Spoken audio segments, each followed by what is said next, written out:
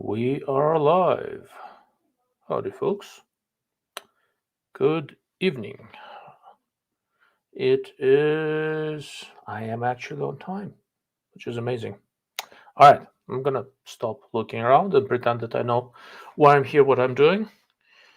As is always, if you guys are watching this live and you can indeed hear me, please put something in the comment. I did check that the camera and the microphone are working, but my computer just came back from repair today, so I am naturally suspicious. While you are hopefully telling me that you can hear me just fine, for those of you who are new to this is the DLO Live. DLO stands for Dark Lord of Optics, and well, that would be me. I am the aforementioned self-proclaimed Dark Lord of Optics. This show is going to be a little bit different than what I normally do. Normally, I have a pre-planned speech for a half hour or so. I don't have anything really strongly pre-planned, not this time. I mostly want to talk a little bit about takeaways from 2021 as far as guns, optics, or really anything else you can think of. I've got a couple of gun bloggers that are going to join me. These are guys I like, and I think they have a very interesting channels. One of them, excellent, you guys can hear me, perfect. One of them is Mr. Bullets for Bucks. He's already here, so I'm going to add him to the stream in a moment. I'll let him introduce himself. I don't think he's been here with me before. At least not that I can remember, but I'm sure he'll correct me if I'm wrong. Anyhow, Mr. Bullets for Bucks, I'm adding you to the stream, and I'll let you introduce yourself. Hello there, folks. Yeah, so my name's Steven Bresnaw, and I have a channel called Bullets for Bucks with the number 4 instead of the word 4. You can find me on YouTube or Instagram. But I do a combination of hunting, films, gear reviews that include rifle reviews, optics reviews, some ammo reviews, and then just kind of a combination of hunting gear reviews. So thank you for having me on the show here.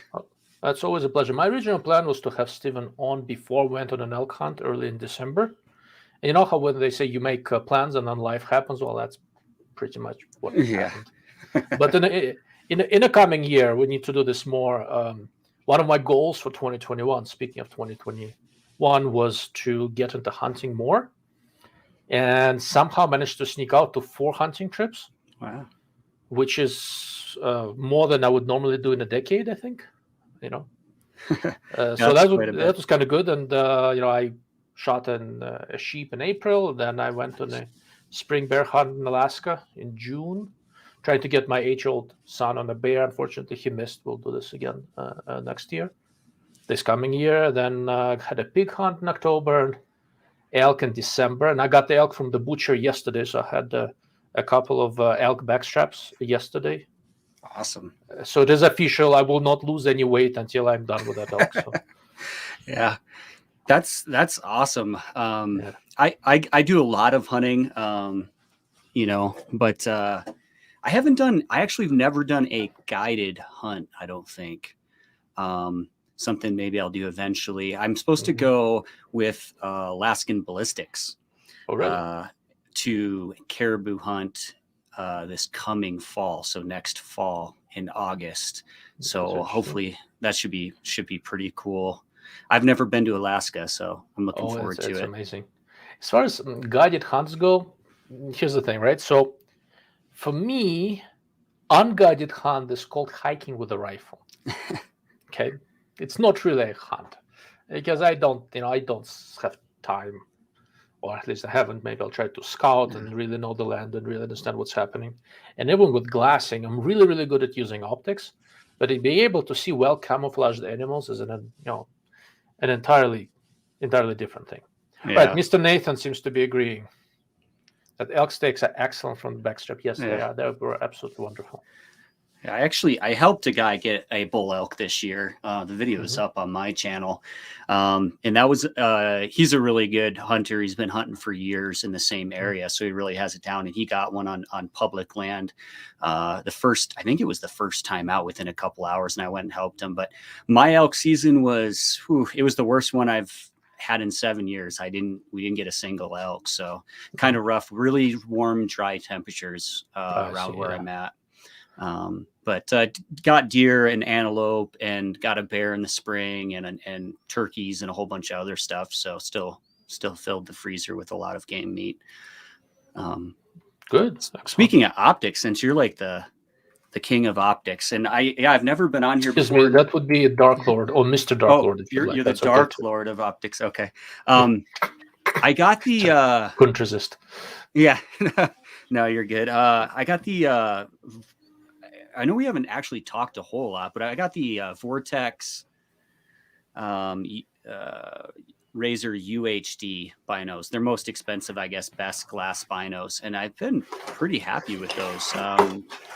They're 10x42 power, the ones I got, but I do have one complaint about them, and I haven't done a follow-up. Yeah, that's them. That's 10x50 and 10x42 is at Okay. my feet. 10x40. I've been super happy with them. You know, like right at that last light, I noticed a huge difference with them. Yeah. Compared to like the really HD line or the Viper line or Diamondback. But the eye cup on mine, and I bought them, I didn't get them sent to me or anything like that.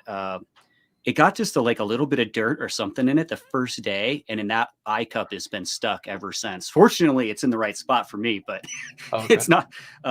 It was weird because it's a pretty expensive pair of binos, so I was a bit surprised by that. But I haven't tried to intentionally get them stuck. The two pairs I have, I use the 10x42 on a sheep hunt and the 10x50 on an elk hunt, and I haven't had any real issues with them. But I will say this: I have destroyed eye cups on just about every brand of binocular, from $50 to $3,500. Wow! Eye cup is a thing that, if you use it long enough in the field, an eye cup is going to be the one thing that will crap out on you eventually. Mine usually are falls though. So yeah. Oh, okay. With the UHDs, and you've probably answered this before on your site. Where I guess I'm not really a glass snob. You wouldn't say. Probably I'm more into like functionality, but. Where would you put those UHDs on like the upper spectrum of glass compared to like maybe Steiner or Swaro or something like that? Where would you put those? Good question. So I will have a video on these things. But so the simple answer is, there is this class of optics, and I've been talking about that quite a lot lately. Like I have this tracked toric 15x56. It's in the same general vein. When I use a binocular, and I know the really, really fancy stuff is better, but I'm not compelled to look for something better, if that makes sense to you. Yeah. And I am absolutely a glass snob. The preeminent glass snob on the internet, probably, right? They're very, very good. It is not as good as... So the best binocular for my eyes, and there's individual preference there, I've seen today, it has been Leica Noctivid, which has just been remarkable. What was that? Leica. Noctivid. I've heard those are like other people that are really into comparing glass have told me they're like in the top 3, somewhere in that top 3 for them. I did look at them, but I didn't get anything for free, but I get a decent law enforcement discount on the Vortex, which is why I opted for that. And I got a Vortex, the Fury 5000 ABs as well, to play with the ballistics program. I really haven't put the ballistics programming to the test at all. One thing that struck me with the ballistics program or the computer inside of it, they are a bit bulky and heavy. And the glass isn't as good as the UHD, but they're still, for what they can do, they're still pretty excellent, I would say. But I think you mean these, right? Yep. Yeah. Yep. They're actually very nice. I'm selling mine. No. But I rotate. I rotate. I can't have everything here, but the laser rangefinder is really excellent. Yeah, I've been able to range out to like, I don't know if it was 4,000 or 5,000 yards easily with them. And pretty impressed with it. I have heard though that I think SIG just came out with a range finding ballistics bino. The 10K, yeah. And I've heard that one's actually better, but I don't know. It's one of those things where, I mean, I'll try to test the SIG and see. But anyhow, so just for background, Steven and I are killing time, and I'll start asking questions. Mr. Slavguns is supposed to join us. He is slacking somewhere. And if he doesn't, what I'm going to do, I'll ask Steven to kind of think through 2021. I think what was most memorable, in the gun optics world or generally. And then we'll be, as questions come in the Q&A, we'll be addressing them as we go along. Does that sound reasonable, Steve? Yeah. Steve, do you prefer Steve or Steven? Steve's fine. Steve. Okay, perfect. All right. Okay, I'll give him some time, and I think we'll get started. Before that, Mr. Chen has a question. Is the use of MRDS on hunting rifle allowed, actually? I assume MRDS means miniature red dot sight. Yes, I don't see why not. It's allowed. Is he talking about just a red dot or like a laser range finding? I'm not entirely sure. So please clarify. Generally, MRDS stands for miniature red dot sight. I think there are some states that do not allow electronic sights, though, right? There are some states. Wyoming. Iowa, I thought, was something like that. What was that? Iowa, maybe? Either that or maybe Montana. I know Montana has. I know I can't. I have a Burris. Was it Burris Eliminator 3? And that's one that it calculates ballistics and range finding in the scope. And I know that's not allowed. At least last I checked in Montana, but it's allowed in Wyoming where I live. Okay, interesting. Okay, so micro red dot sights. Most states will allow it without any issues. All right, Alex, Mr. Affordable Optics and Rifle Reviews is watching, I guess. If you want to join us, I put the link in our Discord server. You're more than welcome to. Good to see you here. Okay, let's do this. So, Steve, 2021. I know for you it's been an interesting year. You've gone full-time, which is kind of a big deal. So something must be working well. So from what you saw, the gear you saw, the things you did, this is very broad, right? Yeah. Give it some thought. What is 2021? What would you think of? What would you want to say if you are wrapping up with 2021? And what flows out of that? What are your targets, goals, aims for 2022? I mean, it's been a good year for me. Obviously, I'm going into full-time content creating. That's a combination of a lot of things, not just YouTube. That's allowed that, which is great because that'll free up a lot of time for me to hunt and review optics and guns like I've never been able to necessarily before. I had some great hunts. The bear hunt for me was a huge deal. I've been public land DIY trying to get a bear for 7 years, almost to the point of sheer embarrassment. Every single year for 7 years. And I've just, it's been like my white buffalo, so to speak. I could never get one. And finally, the last day of the spring season for me this year, I got one. And it ended up being almost Boone and Crockett. It might still be. I haven't got the skull back. It was well above average for this area, which it wouldn't have mattered to me. I'd have been happy with anything. But that's just how it played out.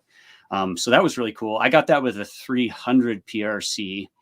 And that was a Howa 1500 HS Precision. I've had great luck with those Howa 1500, the HS Precision model. I swear by those. I have, I think, 3 of them now. Really like those. That specific model. I will get a Howa rifle the moment they change importers. Yeah, Legacy Sports International. We just won't go there. They have. I know it's a low blow, but yeah. Yeah, they have some issues. But Howa itself, though, in Japan, excellent made rifles, especially for the cost. So that was a crazy good experience there. I'm trying to think of a rifle I had gotten a Bergara HMR like 3 or 4 years ago, and I have the videos up on my YouTube channel, and it was the most problematic rifle I've ever had. I ended up getting rid of it. I wasted so much money and time on that thing. And this is when Bergara, I think, first started really hitting the U.S. market really hard, probably about 4 years ago. And I think they've improved their QC over time. I think. I'm not 100% sure of that, but I got a Bergara Wilderness Ridge this year in 300 PRC, and that's been one of the best shooting rifles I have had this year. So kind of redeemed Bergara a little bit in my mind. I swore I'd never get another one, and then I did. So, but Wilderness Ridge, how heavy is that one? What was that? I'm sorry. How heavy is the Wilderness Ridge? I think it's between like 7 and 8, or around 8-ish pounds. Okay. It's designed for hunting. It has a polymer stock that's reinforced with fiber, but it's not fiberglass, and then it has like a rubberized coating over the stock. I think it's pillar bedded. It's been actually a while. I'd have to look almost back at my own videos. I haven't dived into it in a minute. I think it's pillar bedded, but it shoots factory ammunition sub half inch if I do everything right consistently, which for a Magnum like 300 PRC, which is in my opinion difficult to shoot out with a light rifle, it's adequate. Fair. That's fair. Yeah. So I'll interrupt you for a sec. Mr. Affordable Optics is here. Alex, nod if you want me to add you to the stream. You're ready? Even though I can only see part of your skull? Okay.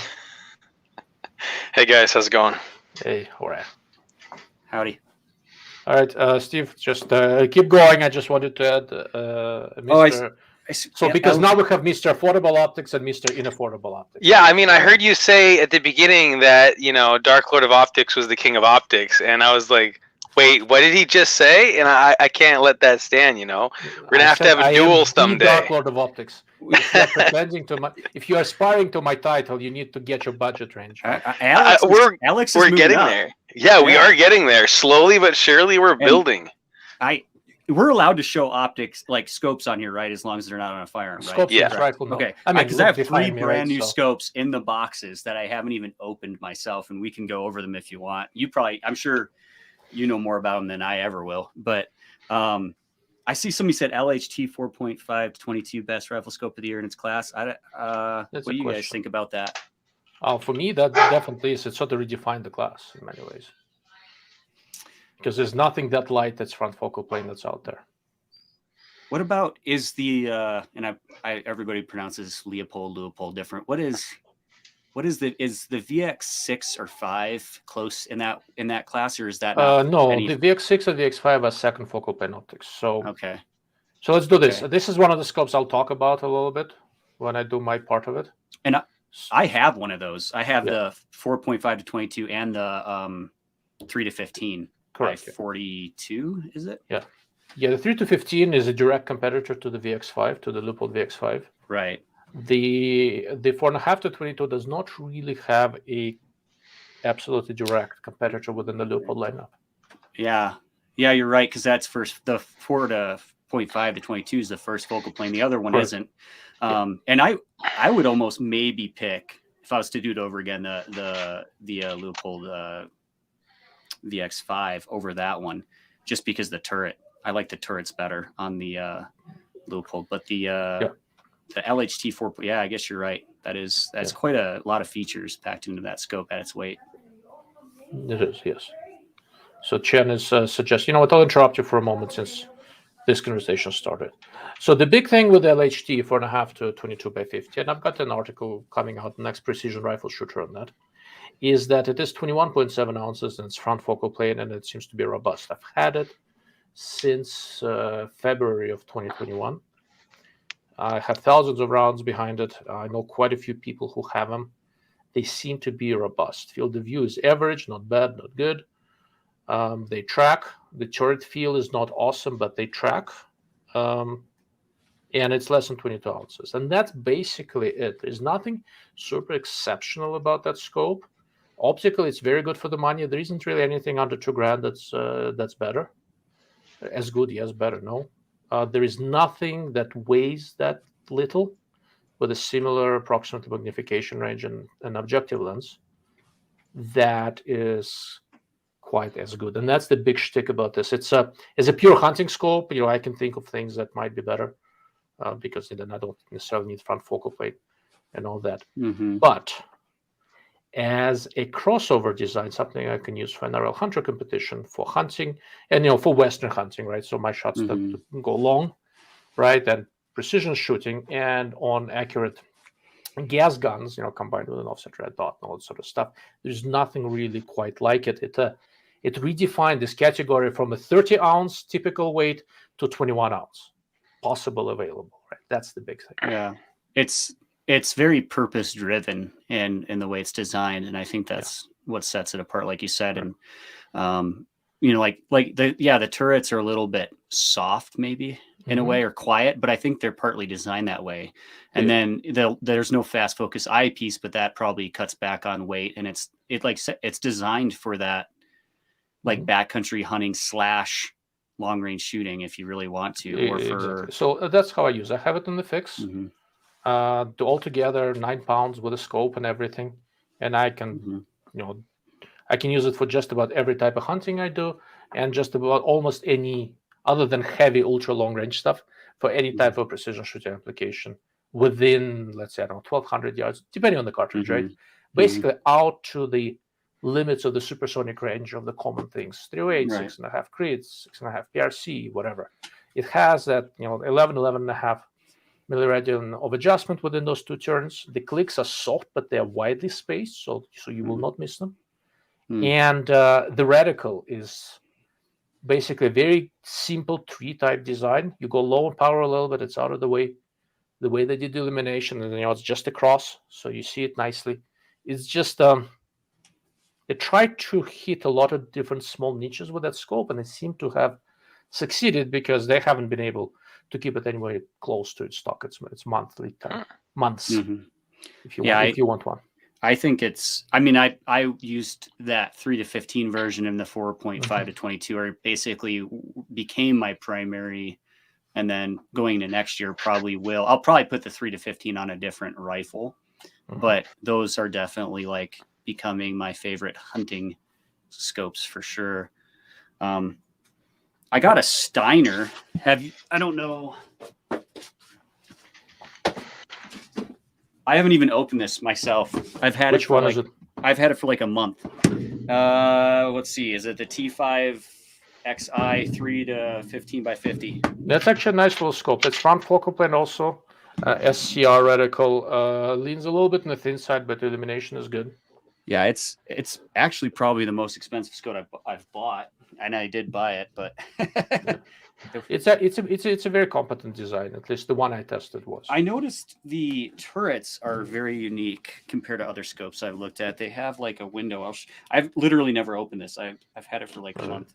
Well, while you're looking to open it, so there are a couple of follow-up questions on that. Okay. So Chan is asking about the 5-25 Mark V. It is really, really nice scope. They finally have the PR2 reticle in it, and it's illuminated. The basic problem is it's $2,700. So Mark V illuminated makes a lot of sense if you can get law enforcement or military discount. If not, it's still a nice scope, but it becomes a little bit less clear-cut because it's expensive. But if you want that general size range, Leupold does lightweight really well, and the Mark V is a very good scope.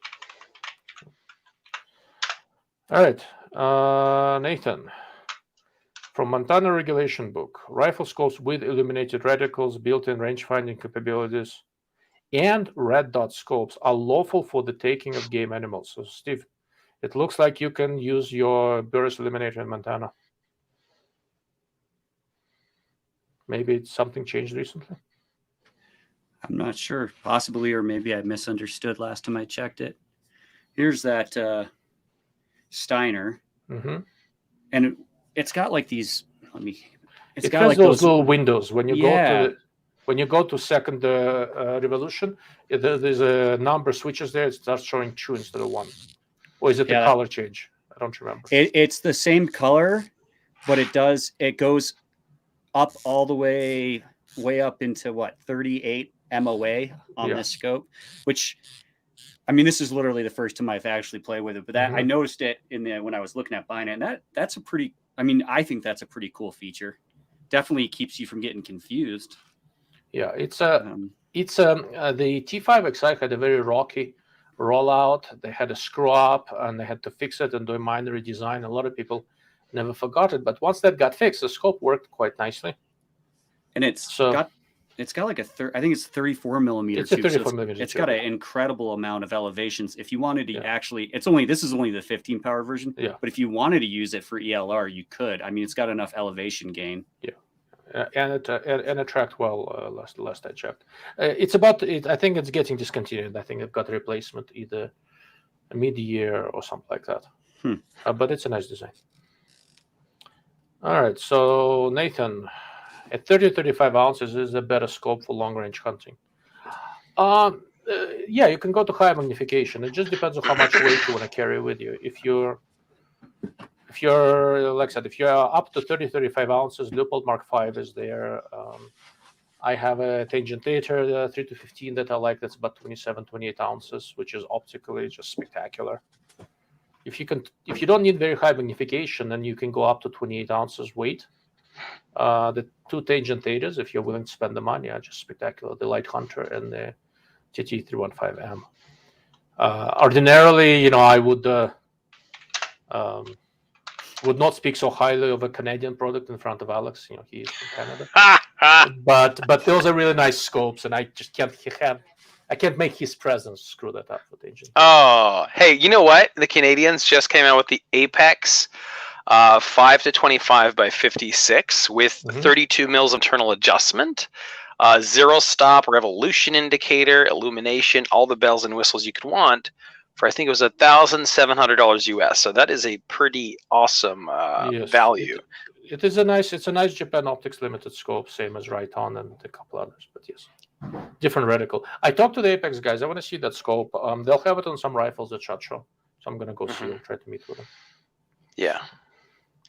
I find more and more with hunting, and it does depend on where you're hunting or whatnot, but I am going back to lighter scopes with less magnification, because it's so easy, especially with adrenaline or fatigue, to be overscoped and to crank the magnification up, or to forget to put it down on its base magnification when you're actually, to start with.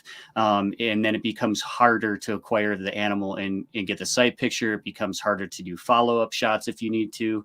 I mean, my favorite power range for Western hunting is only like 3-15, 3-18 power. 22 is nice, like that 4.5. It's got the extra if you want it, but really I think it's unnecessary. I mean, even for antelope hunting, there's no reason you really need it. Yes. Yes and no. So it sort of depends on the distance. I generally agree with you. I shoot on comparatively low magnification. I just shot an elk, and the guide couldn't believe it that I had a scope. The scope I used was 1.5 to 8 by 32, the old Razer DLH. 8 power. Elk is a large animal. It's a 300-yard shot. It's not that hard. But with the 4.5, so with the 4.5 to 22 HDLHT, so the sheep I shot with it, that was the first animal taken with that scope. So that was kind of a fun hunt. I shot the sheep at 450 yards, and the scope was on 12 power. And the way the sequence worked is that it normally sits fairly low magnification, 5.6, maybe sometimes all the way down 4.5. And once I find the animal, for sheep hunting and everything, I usually have time, right? Because I'm pretty far away. You can't get close. There's no way. And I use the high magnification to look for wind. I look for mirage. I look for stuff moving. For looking at the conditions, I've learned to appreciate having a little bit more magnification. Do you really need more than 15? This is very questionable, right? But I don't mind having it. But the scope never sits on high power. Basically, I zoom in to look at stuff carefully, at moving, vegetation and stuff. Then I dial back.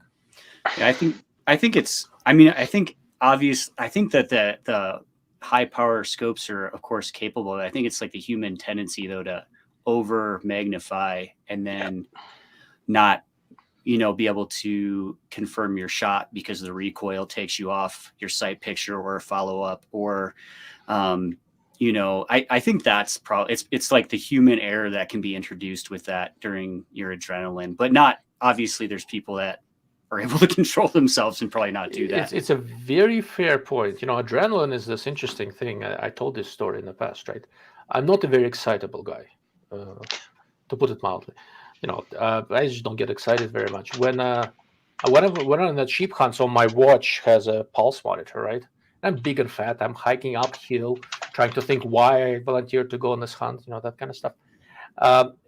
And my heart rate goes up. And before I get to the top of the hill, I stop, catch my breath, settle down, right? And then get up to the top because I'm skylining. I need to be low and kind of crawl over to get my shooting position. And I feel that I'm calm. The sight picture is good. I glance at my heart rate, 130. Crap. So buck fever is very real. But, I spend a lot of time shooting at the range. And I really make it a point to sort of practice what I preach. That magnification ring gets used a lot. The scope absolutely does not stay on high power. So it's just, it comes down to practice, really. Yeah, yeah, that's so true. I mean, stuff still happens, but for sure, a lot of hunters, they go out, once, twice, and they're like, "Oh, I'm ready for hunting season. I hit the target," and it's like, and then you go out and they miss or they wound an animal and can't recover it, and stuff still happens to me, and I hunt a lot, so I guess that probably increases the probability of something happening. Yeah. But yeah, you can never practice enough for sure. Just because you have a $20,000 rifle or optic doesn't actually mean you're good, if that makes sense. But no, not at all. So you can't use equipment does not compensate lack of skills, right? I'm not a good hunter. The one thing I can practice is shooting. Still not a particularly good shot, but what happened with me, sort of a weird thing. My really good days did not get much better from how much I shoot. But my bad days got much better, right? So I became consistently mediocre, right? Makes sense. Well, You know what? I definitely agree with that. As I was starting doing long range stuff, I mean, I usually in the past I couldn't really guess the wind nearly as much for heck, even 300 I was doing a lot of misses, which now I'm like, how does that even happen? I mean, and I upgraded a few things over the years. Now I'm using a 2 foot by 2 foot steel gong, which I honestly feel is probably my biggest learning tool for long range shooting. Whereas if you're shooting in a field where there's hay and stuff, your miss, you'll never see it. You'll just, where did that one go? And you'll just keep holding here, there, until you finally, oh, okay, that was the wind. And it was a little higher than usual. Okay, there we go. Whereas with the giant steel gong, oh, we're high and right. Adjust, dead center, hit the little targets. You can't afford to do that anymore with the prices and stuff. Alex, I feel honestly it's almost even more necessary. The price of steel did go up, but I mean when you think of it, how much I was wasting every time that I used to go out to the other field and just shot out at it's think of it like $1 a round, and if I'm missing sometimes 20 shots at 500, that's $50 down the drain right there just on that one trip. Whereas now it's one shot, oh, I'm high right, make the adjustment. Nail the target. Done. Is it a high wind area where you live? On one of my last videos, we had wind gusts up to 65 kilometers an hour. Exactly. On it was my actually that video is not published. Actually, no, the scope review on the Apex optic which is the same video. We were at 65 kilometers an hour, and usually it's only about 10, which I'm only holding about a mil off to the right of my steel gong at about 980 yards. So that's usually what I'm holding, and it's pretty consistent. See, up in the mountains here, it's all over the place. And every time I go out, it's 10, or I take a deep breath and it's 35, and then I take the deep breath and it just switched, and now it's 10 the other way. And a 2x2 gong at a good distance would not be helpful. Okay. Because I will miss the stupid gong. The wind changes so much on most calibers, right? It can be. I'm really not shooting bad barn where I'm burners. at. So what I started shooting rimfire a lot. Rimfire, okay. Yeah, like I said, last time it was a fairly windy day. At 100 yards, my little 22 had 6.5 mil radian wind. Wow. So, Steve, you live in Montana. It's mountains and weird terrain. You've seen a little wind. It's wind. Wind's a bitch. Really. Anyhow, so Steve, I'm sorry I interrupted you with this whole HDLHD story. Anything you want to add with, or should we? There are a couple of questions that we can address. I'll probably think of some stuff later, but nothing in particular. Okay. So let's. Next question has something to do with Mr. Affordable Optics, embarrassingly enough.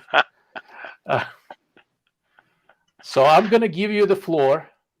Try to weave into it some takeaways from 2021, although this kind of feeds into it, given you and I mostly talk about optics.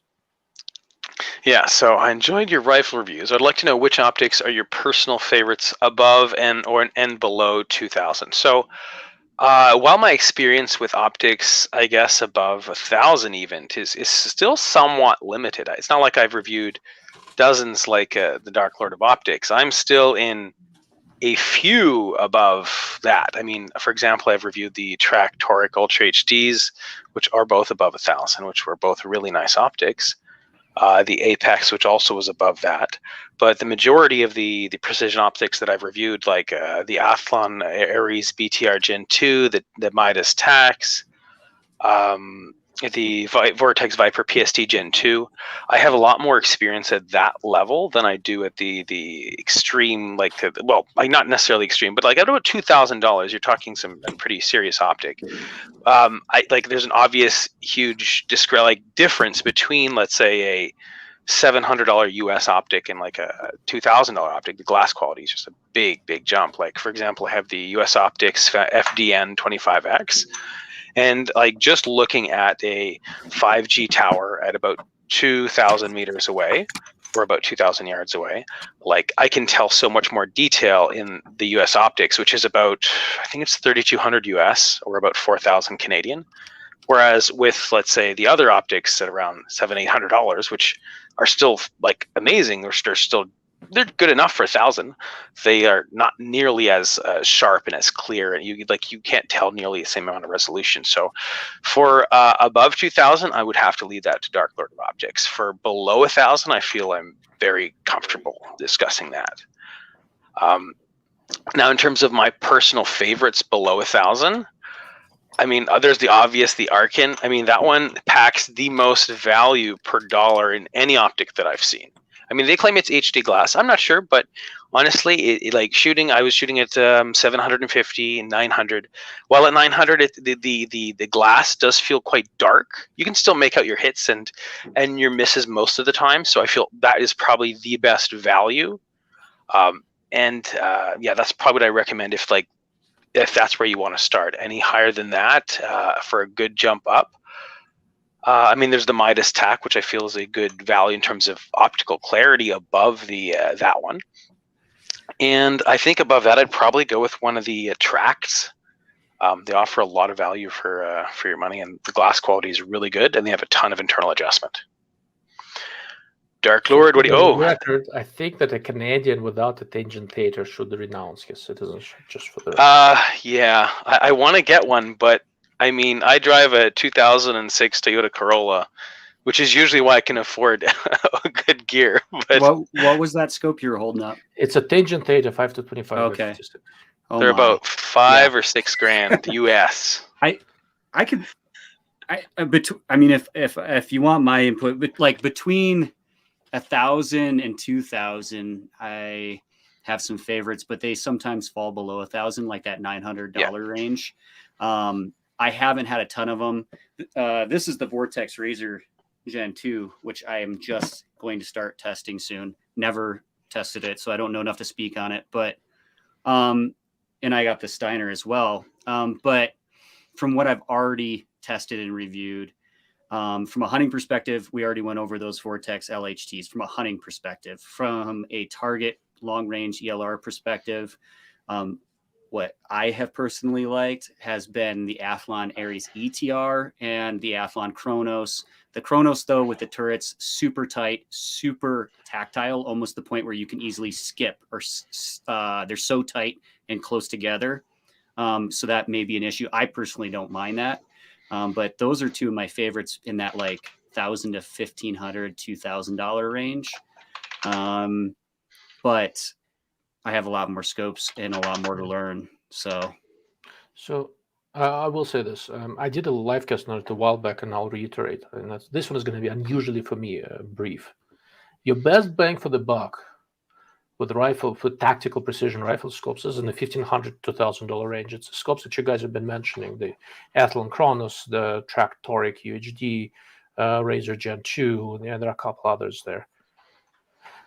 I think that's the sweet spot of performance where you're not really giving up on features. Everything is robust. Optics are good. Mechanics are good. Everything works well. More expensive stuff is better, but I think you start hitting diminishing returns. So I think where you guys are is this sweet spot. You know, I like making fun of Alex primarily because he's a good sport and I've known him for a while. You know, I love the Tangent. You know, like my two favorite long-range scopes really are the Tangent and the probably March 5-42. I've got a couple of them. They're amazing scopes, right? But you know, if somebody comes to me and says I'm looking for the most for my money, but I'm willing to pay for nice stuff, I still don't take them to Tangent or Z-Comp or March, because you have to really know what you want to be willing to drop $4 or $5 grand and not feel like this is too much. Do I regret having them? Not at all. They're amazing, and I have a ton of appreciation for them. That's how I feel about like the UHD binos I bought, the Vortex Razer. They're great, but I wouldn't actually need them. Like they might help a little bit, but like diminishing returns for sure. It seems like the higher you go. Yeah. So with binoculars, that is a little bit different. And for me, with rifle scopes, because I spent so much time behind the glass, one of the sort of defining things is the eye fatigue, especially with binoculars, where you spend a lot of time glassing. And there is the UHDs on the $1,500-$1,600 range. $1,000 binoculars often look almost as good, but they do invariably give me notably more eye fatigue than I get with the Razer UHDs. Did the UHDs have the it's an Abbey Koenig prism? Yeah, that's what makes it heavier and longer. Some people get, and I did a little bit until I got used to them. I'd get like dizzy a little bit almost. I don't know how to explain it. I've heard certain people can, for whatever reason, with that prism have that, and I did, but it didn't seem to be long term with me. It's I have not heard of that. That's interesting. I'm not sure what would cause it. I know I researched a couple other like articles that mentioned it before I bought them, and then I did experience it a little bit, but it wasn't like I got used to it almost, and then I didn't have it anymore. But... So I have a little bit of that effect with the many Swarovski Swarovision binoculars because they're so overcorrected at the edge that the image looks unnatural for me. I did not have that with the Razer UHD. So anyhow, Alex, before I start hitting up questions again, so 2021. Any major takeaways from it before I let you off the hook? Are we talking, optics? Optics, guns, think something.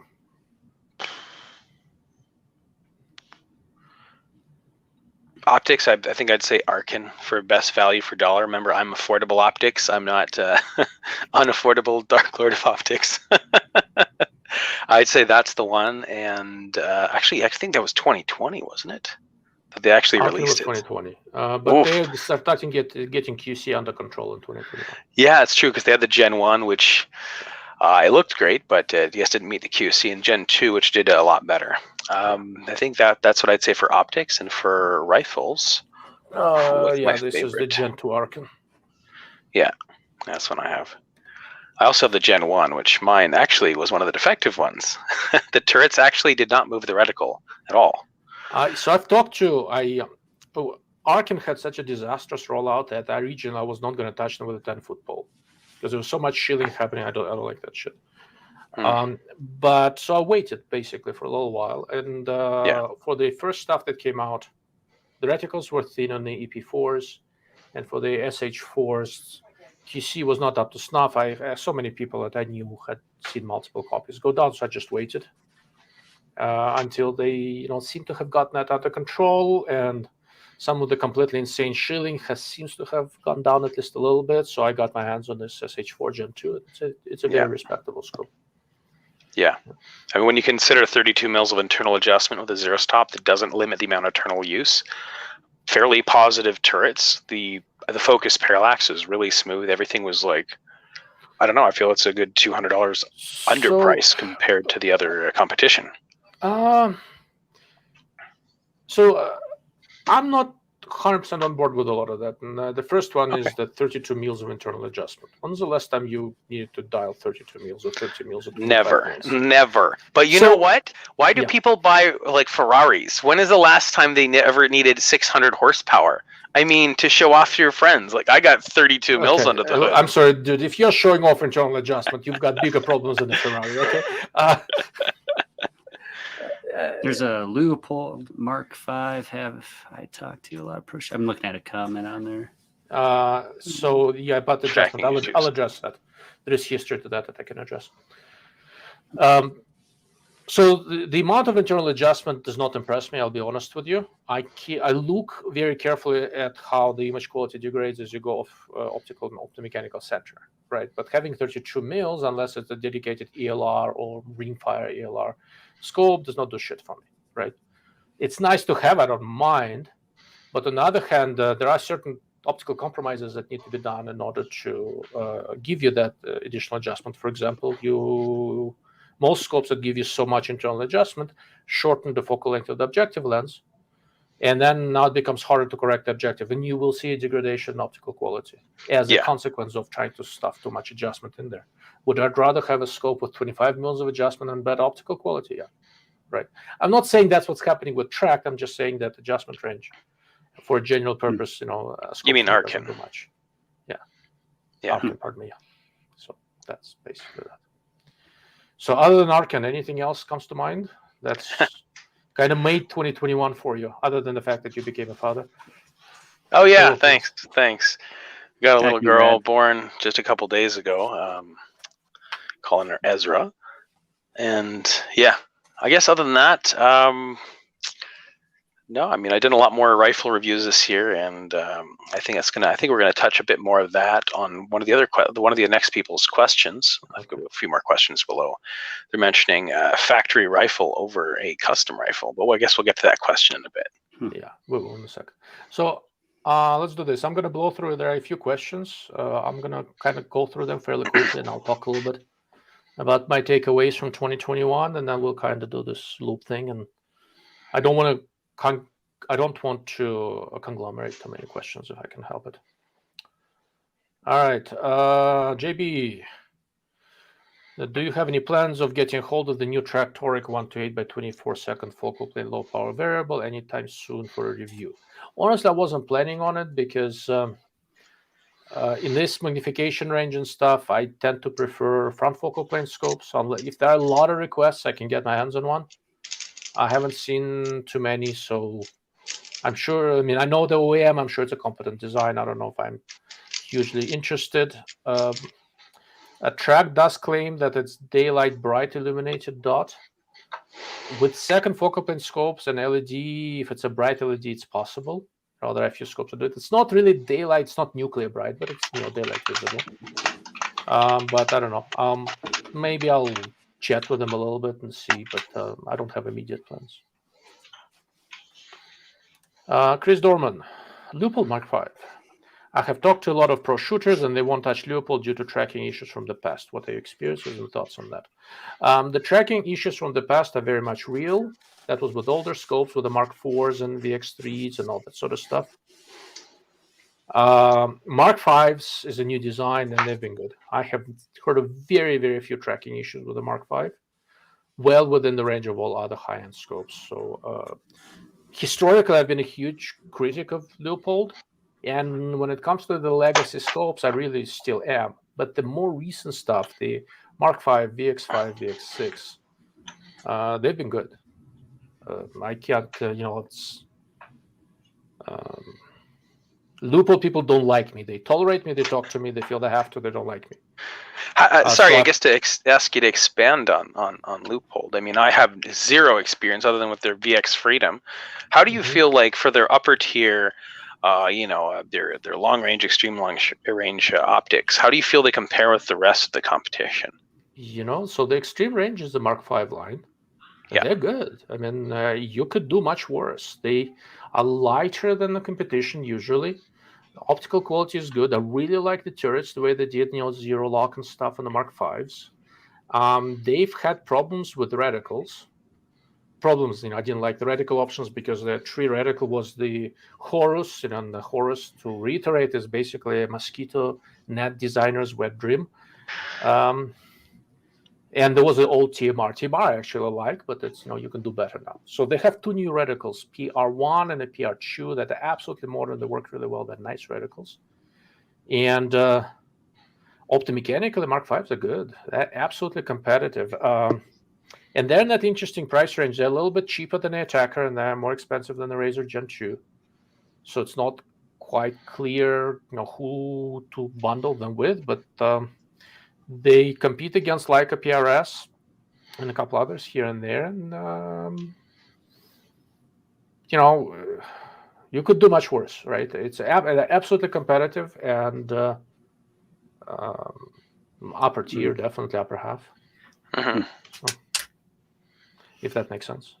I like the VX5 line for hunting, but the Mark V's, when I played with them, I don't have a ton of experience. I didn't care for the turrets. I actually preferred like the Athlon Chronos and stuff, or Ares, but that can be preference. But I was under impressed with those, but I have pretty limited experience with them. I tested the 3.6 to 18 and the 7 to 35, and have a lot of time with a 5 to 25. I don't know. I like the turrets. Maybe you had an outlier. It also happens, right? There's always variants, or maybe they just didn't agree with you as much. But they track. I haven't seen very few tracking issues. Old zero with and the Mark track. V's. So, and tactical scope has to track. There's no real question. No way around it. All right. So let's do this. This is kind of a general purpose question. So Chan is asking, I think it's a great factory question. rifle, or do a custom build based on custom action, barrel, chassis, etc.? What do you guys think? Starting with Steven. Most rifles I have put together, purchased wherever, have not been like custom made, or I haven't custom made. I did a barreled. It was like, I wouldn't even call it a custom, semi-custom. Bought a barreled action from Howa, dropped it in a chassis, swapped out the trigger, things like that, and I liked it. Personally, I feel like there's better value in factory rifles, but it's going to depend on what you want and how much you want to spend. The only problem with factory rifles is that depending on the brand, you have ones that slip through the cracks, basically. And that's true with some manufacturers more than others. Part of the reason I like Howa is because I've never had a rifle from them that I didn't necessarily like. Like, I've never had one that was a complete lemon. I had a complete lemon from Bergara once.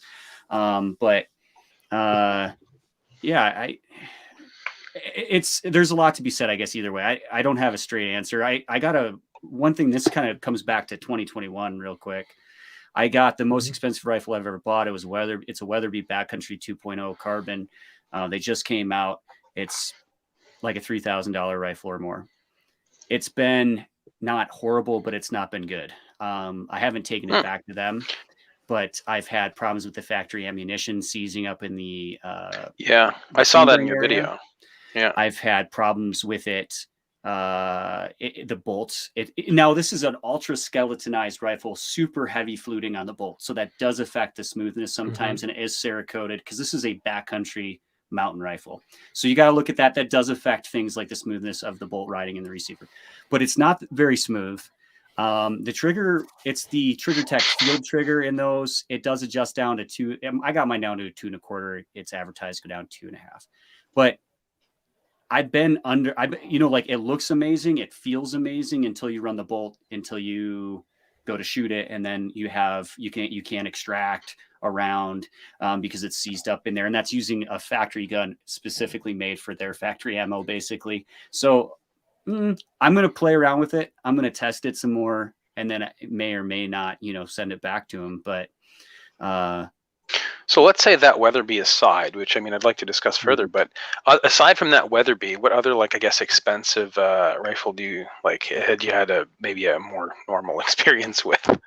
Well, this can go.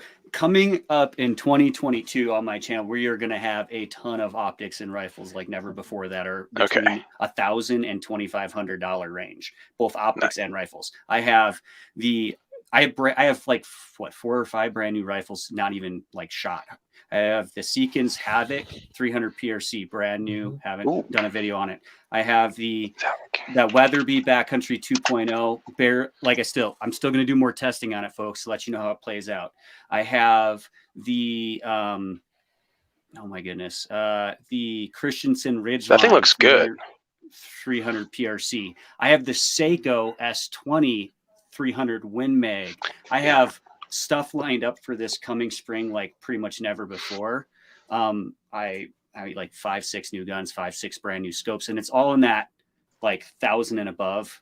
And it's all factory type stuff, factory ammo, factory optics, which is probably really applicable to most shooters. So I'll have a lot more information on that. You know, other guns I've tested in higher price range, not a lot. I've had some chassis Howas and that are, you know, above $1,000. And they've all been great. I've had some Bergars, like I said, one was bad, one's been great. I have a Ruger RPR that's a little bit lower class, I guess, spending wise, but that one's been accurate. The trigger, I'm not a fan of. No, it's got a creepy, horrible trigger. One rifle I'm impressed with, and this is without having shot it, so take this with a grain of salt, is the Seiko S20. I would rather have a carbon fiber stock or fiberglass, but it's polymer reinforced. It's polymer with the reinforced fibers, and it's not true fiberglass though. But it has a mini chassis, aluminum mini chassis in the stock. So from a hunting, and it's designed for that hunting crossover, cross back and forth. Right until the end of the year, they had a rebate, or they still do as of today, where you could get the hunter stock. If you buy it, you can get the opposite stock for free. They send it to you on a rebate. So I get 2 stocks. One's a hunter designed one, one's precision shooting designed. The attention to detail from Seiko did impress me. The smoothness of the bolts, phenomenal. The trigger's phenomenal. The trigger blade moves forward and back. I've never seen that hardly on a factory rifle. Yeah, they did a very good job with it. Yeah. The stock, the butt stock comes off. Couple set screws. They give you a special tool you can carry in the field. Pops right off. You can travel that way. Like most people don't think of it, but if you travel with a full length gun case, it costs way more on airlines. You can break that down by taking that off. It cuts it down to like 36, 38 inches, something like that. There's a lot of things. I don't want to interrupt you, right? But so yours, I'm just trying to make sure that we answer the question, right? So you're siding on the side of the higher end factory rifles. I'm not necessarily high end. I think that higher end. Havoc is pretty high end. I mean, looking at the Havoc, they're $1,800 US. That's going to be like 2,500 Canadian. Is it the Havoc Hit or the Havoc, the other Havoc? It's the PH2, I think. Okay, I see that one. I would actually steer people to get a Howa 1500 HS Precision, something like that. I'm telling you, I've consistently accurate, reliable guns around that $1,000 or below $1,000 price range. I've had just as good a luck with as above 1,000. There might be some nice little things here and there, but in reality, when it comes to durability, consistency, and accuracy, I've had lots of guns in that $800-900 price range that I would recommend almost over some of the more expensive ones. Yeah, that's a fair point. Have you ever done any custom builds? Done when you saw bought an action barrel, had them all set up together?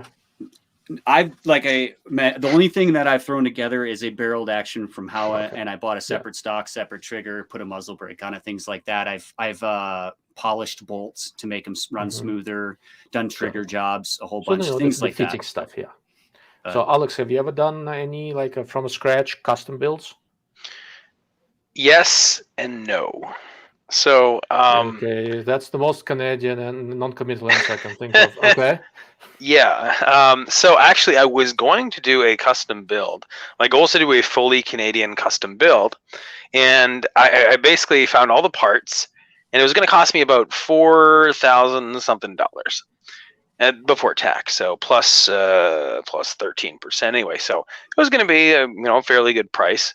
And then I found one on one of our used websites, the exact rifle that I was going to build, and I'm like, well, this is basically like getting the entire thing with about $1,500 off. So I found the exact same thing that I wanted for $1,500 off. So I picked that one up. It's a custom build, ultimatum precision deadline action with the IBI barrel, Trigger Tech trigger, MDT ACC. So they're really, really nice chassis. And no, that's it. Actually, that's the custom build. So that's actually what I'm going to be. I have that video coming probably this week on my channel. And so that's my experience with custom builds. Only one. And I do have a lot of experience with high. I don't know if I would call them high end. I mean, like Tikka T3Xs, in chassis, the Tikka UPR, the Tikka TAC A1, the Savage 110 Precision. So around those kinds of prices, which I think are pretty good, moderately. At least they're fairly expensive for what I would call expensive. And in my opinion, I think best value for dollar is going to be factory. It's going to absolutely be factory.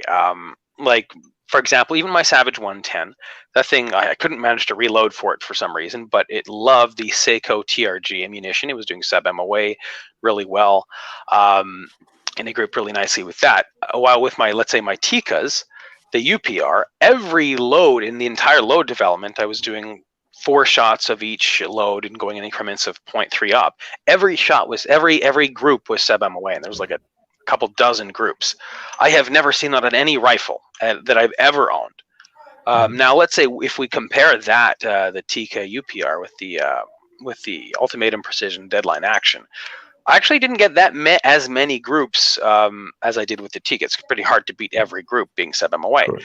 But I did notice a pattern. If we compare them generally with the factory rifles, you do the load development, there's going to be one group that's going to stand out really well, and then you refine it, and then you get it really good.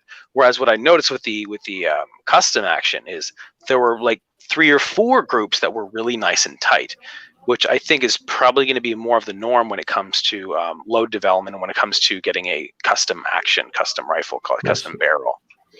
That's my take on it.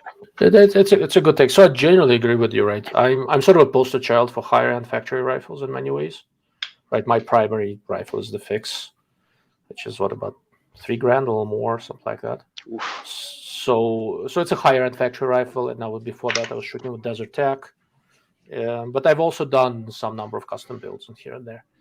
There's really no simple answer to this, because the higher end, factory quote unquote rifles, they're more or less as good as the custom built ones. You go to the fully custom route for 2 reasons. One, you really like to tinker with stuff. Guilty. I just don't have time, really.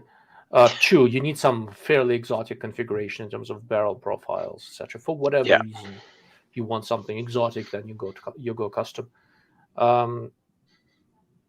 Outside of those 2 reasons, if you just want to shoot, figure out how much money you want to spend, buy the best factory rifle you can find. I mean, that's going custom route is for people who like to mess with stuff, basically. I think it would be important to realize I've had $300 or $400 rifles shoot as good or better than $2,000 rifles. Are you talking about the Weatherby? No, I'm talking. Okay. There's multiple examples, but I think so much comes down to the shooter conditions, and more importantly, the ammunition used, like hand loads versus different factory loads. Like, people always want to overlook that, and that's a huge factor. And then one thing you're paying, maybe if you go to higher end factory or custom, is more sometimes just for the feel or the look or the, you know what I'm saying, more than necessarily just accuracy.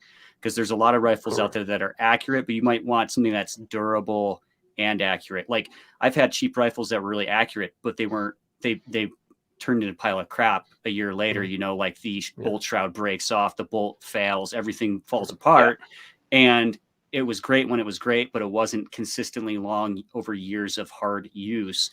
Yeah. And that's a difference. A lot of people look at and I like Tikka, but a lot of people look at a Tikka, your T3X with it, and the stock does feel cheap, but they'll be like, the bolt feels amazing. And that's why Tikka has so many people that swear by them, and they are accurate.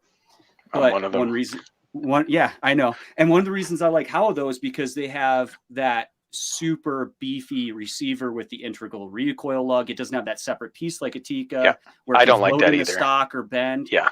And there's things like that are behind the scenes, so to speak, that aren't the way it feel or look, that are super important, but are often overlooked with rifles. So that's something to consider. That's that's a good point. So I mean, one of the big reasons I shoot with a fix rather than a custom rifle is, like I said, with the scope and everything, it's under 9 pounds and a nice front focal plane long range scope. The stock folds, so small case for travel. Butt pad is adjustable. Cheek piece is adjustable. And is it more accurate than really nice guns you guys are talking about? Probably not. Maybe yes, it's very accurate. But here's the catch: I can set up the stock and scope and everything to get the recoil under control, and even fairly lightweight 308, I can trace my own shots. Right. So there is more to it than just accuracy. But once again, you can do a lot right now with high-end factory rifles. Go custom if you like to mess with stuff. Right. Yeah, actually, something interesting thing with customs. I mean, like generally, what I've noticed, it seems like the heavier the barrel, the more shots you can get before your groups are going to open up. So there's another thing with like factory rifles. It's rare you get a super fatty. Which, I mean, once I cook my barrel on my custom rifle, which I'm actually really looking forward to, I'm planning on putting the fattest barrel that I can find. I think the chassis can accept a 1.35 barrel, so I'm planning on putting something about that thick. Just because, first of all, weight is more stability, which means you're going to notice your reticle fidgeting a little bit less. You never have to hike uphill with that thing. Oh, I don't hike anywhere. Everything goes from my car to about 10 feet on the bench, and it goes nowhere. Steven, I think at some point when America starts allowing Canadians in again temporarily, we should take him on a hike with a rifle. I mean, for you it's hunting. For me, it's hiking with a rifle, unless somebody can point out an elk out there. Right? Can I bring a donkey? He can bring his 16-pound. You can both come to Wyoming. Contraption. We'll do a public land DIY style elk hunt on the mountain up here. It's very different purposes for different rifles. Exactly. Yeah. Okay, Alex, this one's for you too. I remember you reviewed the Element Helix. How does that stack up to the Arkin SH4? So in terms of I guess before we discuss what you're going to notice is the internals of these are quite different. So the Helix has stainless steel internals for the turret, so they're obviously going to be more durable. I don't think most people are ever going to either wear out their Arkin, but that's just one thing I think is it's obviously a better design. Other than let's say glass quality, I'd probably say the Arkin. More internal adjustment again in the Arkin. Not that you would ever, unless you're going to go for an extreme long range rimfire, which I probably will end up putting my Arkin on. But that's kind of my thoughts on it. You have more internal adjustment with the Arkin. I guess it's an overall somewhat better value, but the Helix is going to have a better build. But then again, they both have lifetime warranties, and none of my guns I need to depend on for hunts. So for me, it doesn't really matter. I've had the Helix FFP longer. It's been absolutely bulletproof, and I like it. Optical quality is interesting. So with the two samples that I have, Arkin is better when you're zeroed out. Once you start going toward the edges, optical quality degrades. Helix actually maintains its optical quality as you start adjusting a little bit better, which is interesting. Oh, okay. But they're comparable, overall comparable scopes, I think. Okay. All right, more Arkin questions. I'd have to have it with me, but I do believe that the Arkin has a fairly forgiving box. Just pass it through the video. I've never had an Arkin yet. Arkin, so SH4 is on a tighter side for iBox.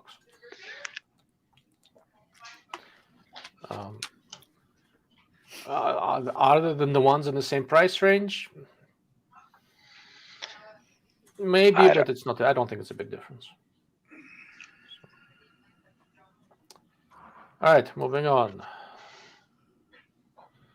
All right, I've been considering the March 4.5 28x52. Is it a significant upgrade over the Razer Lht? Low light, field of view, and eye fatigue are most important to me, as I would be using it as a crossover scope. It's a little heavier, but yeah, in terms of low light and field of view, it is an upgrade. Eye fatigue is similar. Razer does have better depth of field, but March is more than double the price, and it is a better scope. Is it twice better scope? Probably not. But I wouldn't pick it for hunting though. It's 29 ounces. Is it? 29.5. So it is within that upper range of weights for crossover scopes. Higher end hunting scopes in the high 20s are not uncommon for front focal plane designs. So this particular March they designed, I have it here somewhere, as kind of crossover design. They sort of designed it for me because I wanted something with better depth of field than the 5-42. It was nice. It's a very nice scope. I designed a reticle for it, so I'm very happy with it. But my fix has the Razer HD LHD on it, and a lot of that is about the weight. So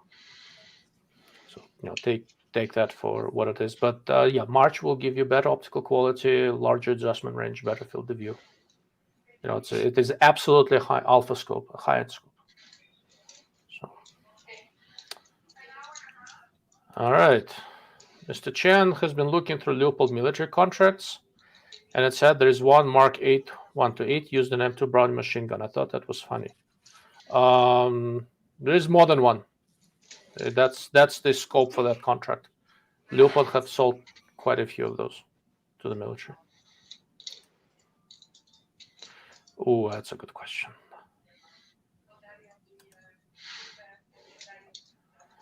Jared, why can't a big company like Savage make a barrel as good as a little custom company, or do they? You'd think they'd have the resources. You guys want to take this, or should I close this quickly? I can give my opinion. It might vary from yours, but in my opinion, let's say budget Savages are probably going to be your best in terms of accurate guns. Like the Savage Axis 2, really accurate gun, not the greatest standard deviation.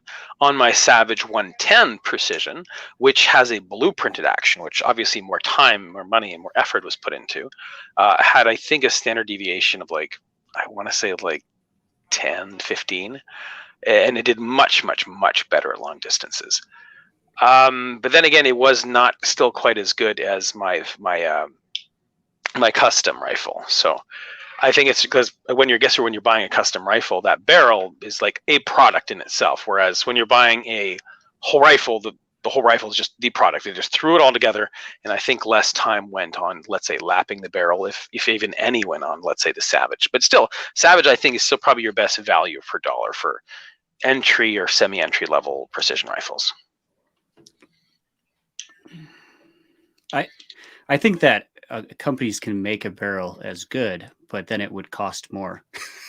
Exactly. And it's not just a lot of hammer forged barrels. They're very durable, they're long lasting, and tend to be on average. I don't know how to say this. On average, more accurate with multiple types of ammunition, but they're not necessarily as accurate with a specific type of, their absolute best accuracy, cut rifling or some other methods might be more accurate, but they might be more picky as to your load. And the same with the chambering. Like a factory rifle is chambered, and the throat and everything, they're kind of looking for that sweet average spot where they have good accuracy, might not be the best, but it's going to handle a lot of, on average, and handle things. And you're not going to have extraction issues or something like that. They're going to be not, how should I put it?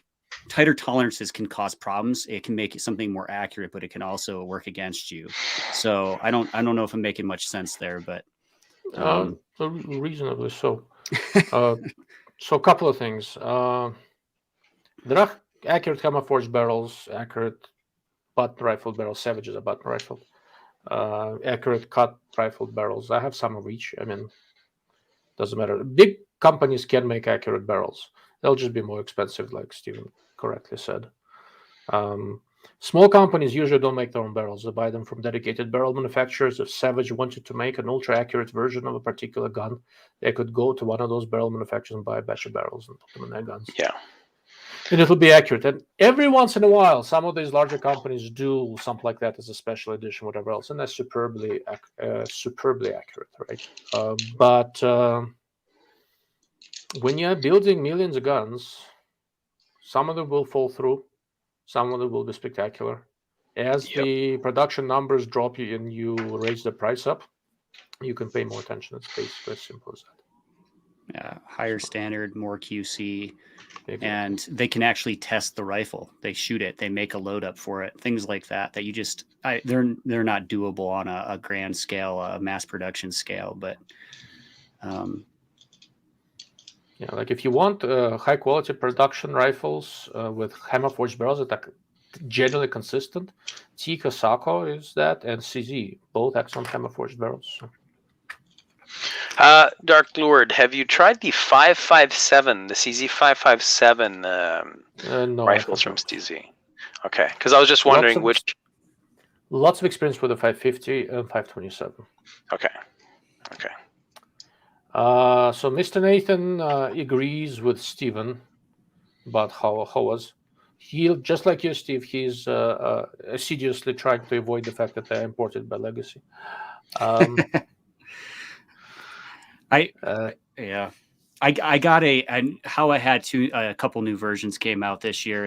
Or I should say through Legacy, it was the Stalker and the Elevate. I got the Elevate hand laid carbon fiber stock, ultralight or pretty ultralight rifle with a carbon fiber wrapped barrel. I kept asking, and I've always gotten the answer that Howa made the carbon wrapped barrel, which blew my mind because normally a company just doesn't dive into that, another thing like that. Mm-hmm. But that rifle, it's a BSF barrel. Is it? Yeah. Because everybody, Legacy Sports kept telling me they made it in Japan, and I was like, really? I find that hard to believe. If I remember correctly, despite my general distaste for all things Legacy, I was this close to getting one of those. I want a lightweight 6.5 PRC, so I dug a little bit. It looks like the carbon barrels are BSF barrels. All right, I know Weatherby's. The Weatherby I have is a BSF barrel. I can say that the Howa has shot way more accurately, though. But maybe that's just so far. Maybe that'll change. So carbon fiber wrapped barrels are not there for accuracy. They are for better accuracy than the same weight steel barrel would be. They're not going to be as accurate as same diameter steel barrel. Correct. That's heavier. Like I have a couple of proof research carbon fiber barrels, and they're excellent, but cheaper all steel heavier proof research barrel is more accurate. Absolutely. So I mean they have their place, but you're doing it to get decent accuracy at a lightweight. Yeah. I have been really happy with that Elevate, though. It's been, and I think that's priced around $1,800 or $1,600, but that's been one of the better rifles I've had from a factory so far. Yeah, the barrel does contact the stock though on that, but being carbon fiber wrapped, I don't know, for whatever reason, it hasn't seemed to really affect it at all, even when it's hot. Still better to free float it, but it will have, for BSF, it will have less of an effect because the wrapper basically does not contact the sleeve barrel. BSF barrels are essentially carbon fiber tension barrels. Okay, I think we just lost Alex. I think we just lost Must him. Be Canadian telecom strike. I keep interrupting too much. But anyhow, all right. Blind Spotter, any thoughts on the Zeiss LRP? Sorry if you already addressed it. I haven't received it yet. It was supposed to be here beginning of December. I still haven't gotten it. I've got a comparison that I wanted to use it in, so now Z-Comp has to go back, so I will not be able to do it side by side with the Zeiss and Z-Comp. But what are your thoughts on the Zeiss kind of overall? I'm kind of curious. It is such a mystifying company to me in terms of sporting optics. I mean, they hired such an iconic name, then they started outsourcing a bunch of stuff. But fine, a lot of people outsource. I don't have a problem with it. But then, like, they outsourced the Terra scopes, and they were just crap. Then the Zeiss V4, I looked at a few, and they were like, one was made on Friday by midgets with gonorrhea, and another was made on Friday by a giant with syphilis, like nothing in common, right? So it's just insane. Yeah, but the V8s are good. I mean, V6 seems to be good. Yeah, I steered away from them a couple times just because, like, hearing reports, and then when I've played with them in person, like other people's, I just like, I don't know. They haven't impressed me as much as the name should. Yeah. I like the Zeiss wipes though. Yeah, I'd use those. So I'm gonna go talk to a Zeiss guy at Shot and try to make sense. My basic the Zeiss clearly knows how to make nice stuff, right?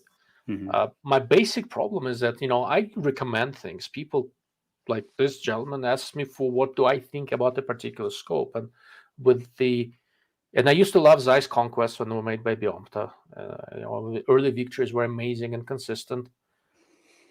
Now I don't know what to make of it. I can look at one and it's going to be great, but I've seen several and the variance is so big.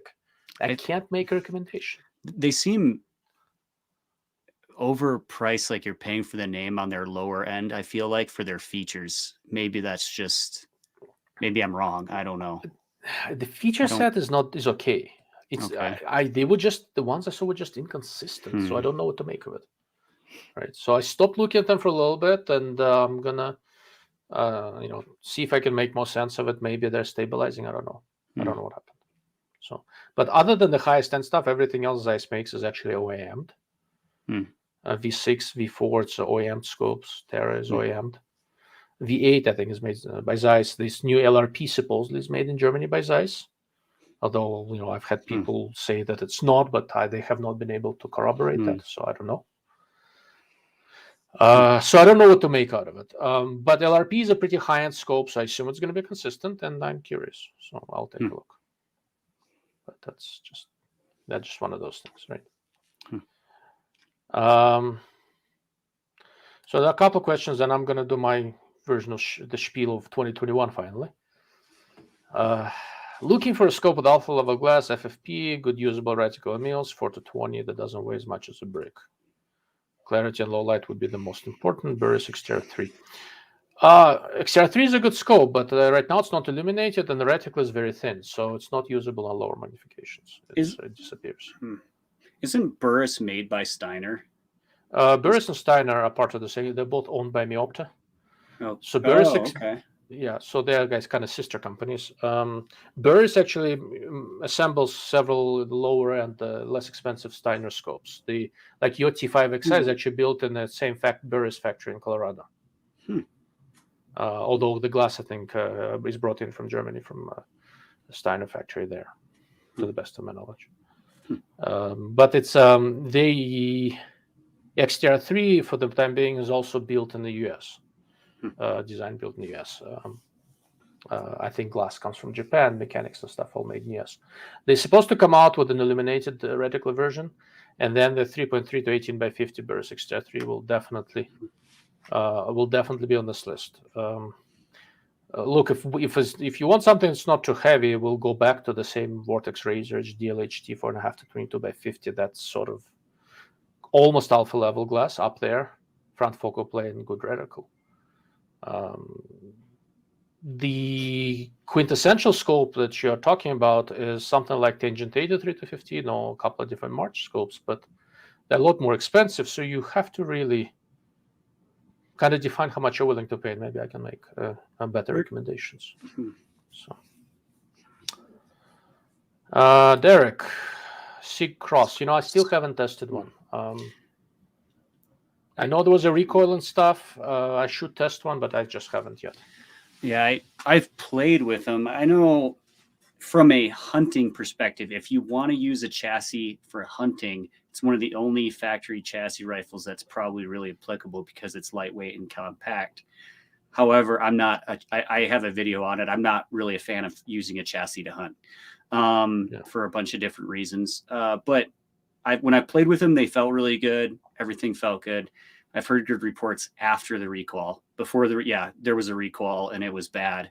But since then, I think they've gotten things sorted out. So, I mean, if you want a chassis rifle that you can also hunt with that's light, I'd give it a try.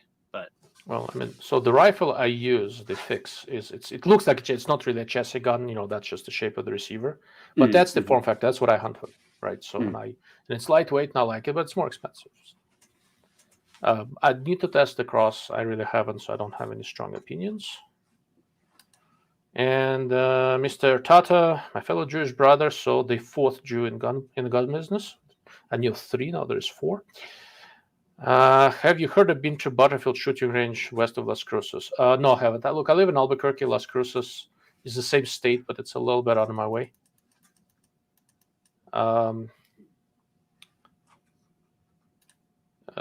Had a great time out there last week. Wondering if Albuquerque has something like that.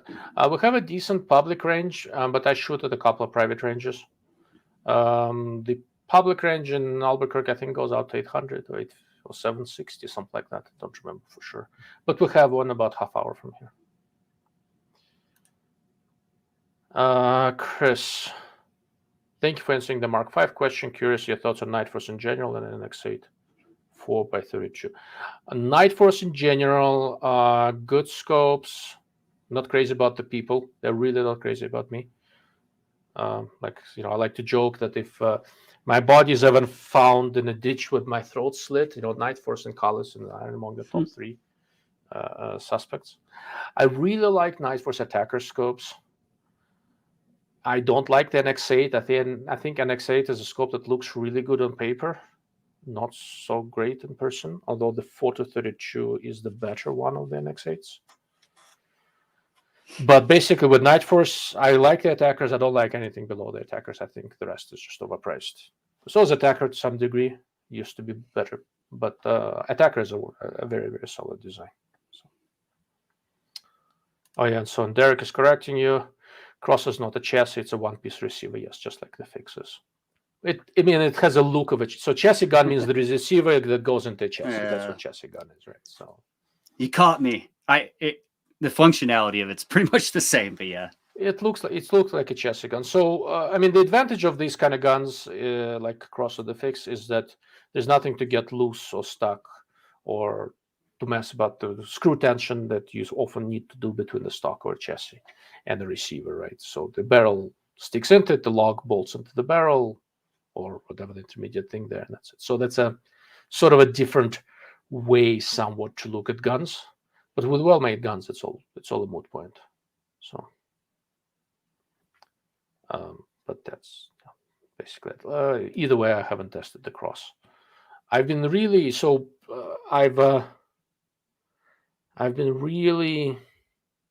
interested in the high-pressure cartridges like the 277 Fury. So once ammunition starts being more available, my plan is to try to get my hands on the SIG Cross in that caliber, because I'm really, really curious. But that's basically that. Which brings me to, I think we got to the end, more or less, of the questions we have for now, and I want to go back to the original topic of where we are in terms of 2021 and going forward to 2022. So for me, the 2021, in terms of optics, the big thing was the Vortex Razer HDLHT, because in terms of optics, we are in a very, very saturated market. You can't throw a rock without hitting a good quality scope. So there are a few niches here left, and one of the ones that I thought was somewhat underserved was these so-called crossover scopes. And I think, and there are several, and I like the category, so I have most of the scopes that kind of fit in that niche. But I think this 4.5 to 22 by 50 Razer DLHT is probably the purest expression of what a modern crossover scope is. And the idea is that it is a scope that you can equally comfortably use in a precision rifle, on a hunting rifle, like Western hunting rifle, and on an accurate semi-auto DMR, Western hunting, precision shooting, right? And there are several designs that address that, and they do their compromises all slightly differently. And this freaking Razer is the only one that can do it under 22 ounces. And it's really not sacrificing much to do that, if anything, right? Yeah, I liked it, the 3 to 15, which isn't even first focal plane so much that I bought the other one like a month later. So I have one. Yeah, I have both of the 3-15s, and I have a couple of guys who work for me who like hunting. I took them pig hunting with me and all that. They're sort of newish to bolt guns, so I loaned my 3-15s to them to learn on. And that's how high I think of these scopes. They really did Vortex just did a good job with those. I don't like everything that Vortex does, but they always go to the next generation and do a little better. They learn really well. It's an interesting company. And I think with the Razer line, I mean, they've really... So there is a Razer Gen 3, the heavy tactical. It's about to be released in January. It's a really nice scope, and it's a notable step over the Gen 2. Every time Vortex does a generational change, they do better. And not just that they do better, they manage to do better in mass production, right? They're not like they're selling 5 scopes that they could hand fit. No, they are able to do better on a reasonable budget, for the category, right, and large quantities. I think it's something can't be overlooked. Right, I'm not like a brand loyalist to them, and there's a couple models that I don't like, but I think that's true with almost any company. There's going to be models you don't like or that were not the greatest, models they had or thought up. But there's definitely something to say for value per dollar and what they have from Vortex. There's definitely truth to it for sure. There's a reason why they pretty much outsell every other manufacturer out there. And it's not close. There is more than one Vortex scope I dislike fairly intensely. Look, I mean, Tangent Theta keeps on bringing up because they're so good and so consistent. They make 3 models, right? Vortex sells more stuff in a week than Tangent does in a year. Oh yeah, or 2 years or 3 years, right? One thing I really like about the that scope you're mentioning, though, the Razer LHT is, and I don't, so much about like the mechanics and the build. I don't know all those terms and stuff, but like when you look through the scope, the picture you get, know how like on a tactical, really heavy scope, you'll have like a pretty dark. Correct. I'm not talking about eye relief. I'm talking about like you're talking about this donut around the black donut, right? Around the like the metal, right? Your aluminum on that. Yeah, you just see the eyepiece housing. Yeah, it's super clean and crisp, and it's like not. It's almost like you're just looking through glass and there's nothing holding it. Does that make kind of any sense? The image is almost floating in front of you. Yes. Yeah, and it's really nice, especially when it's just nice. It's very clear and it's just a nice thing.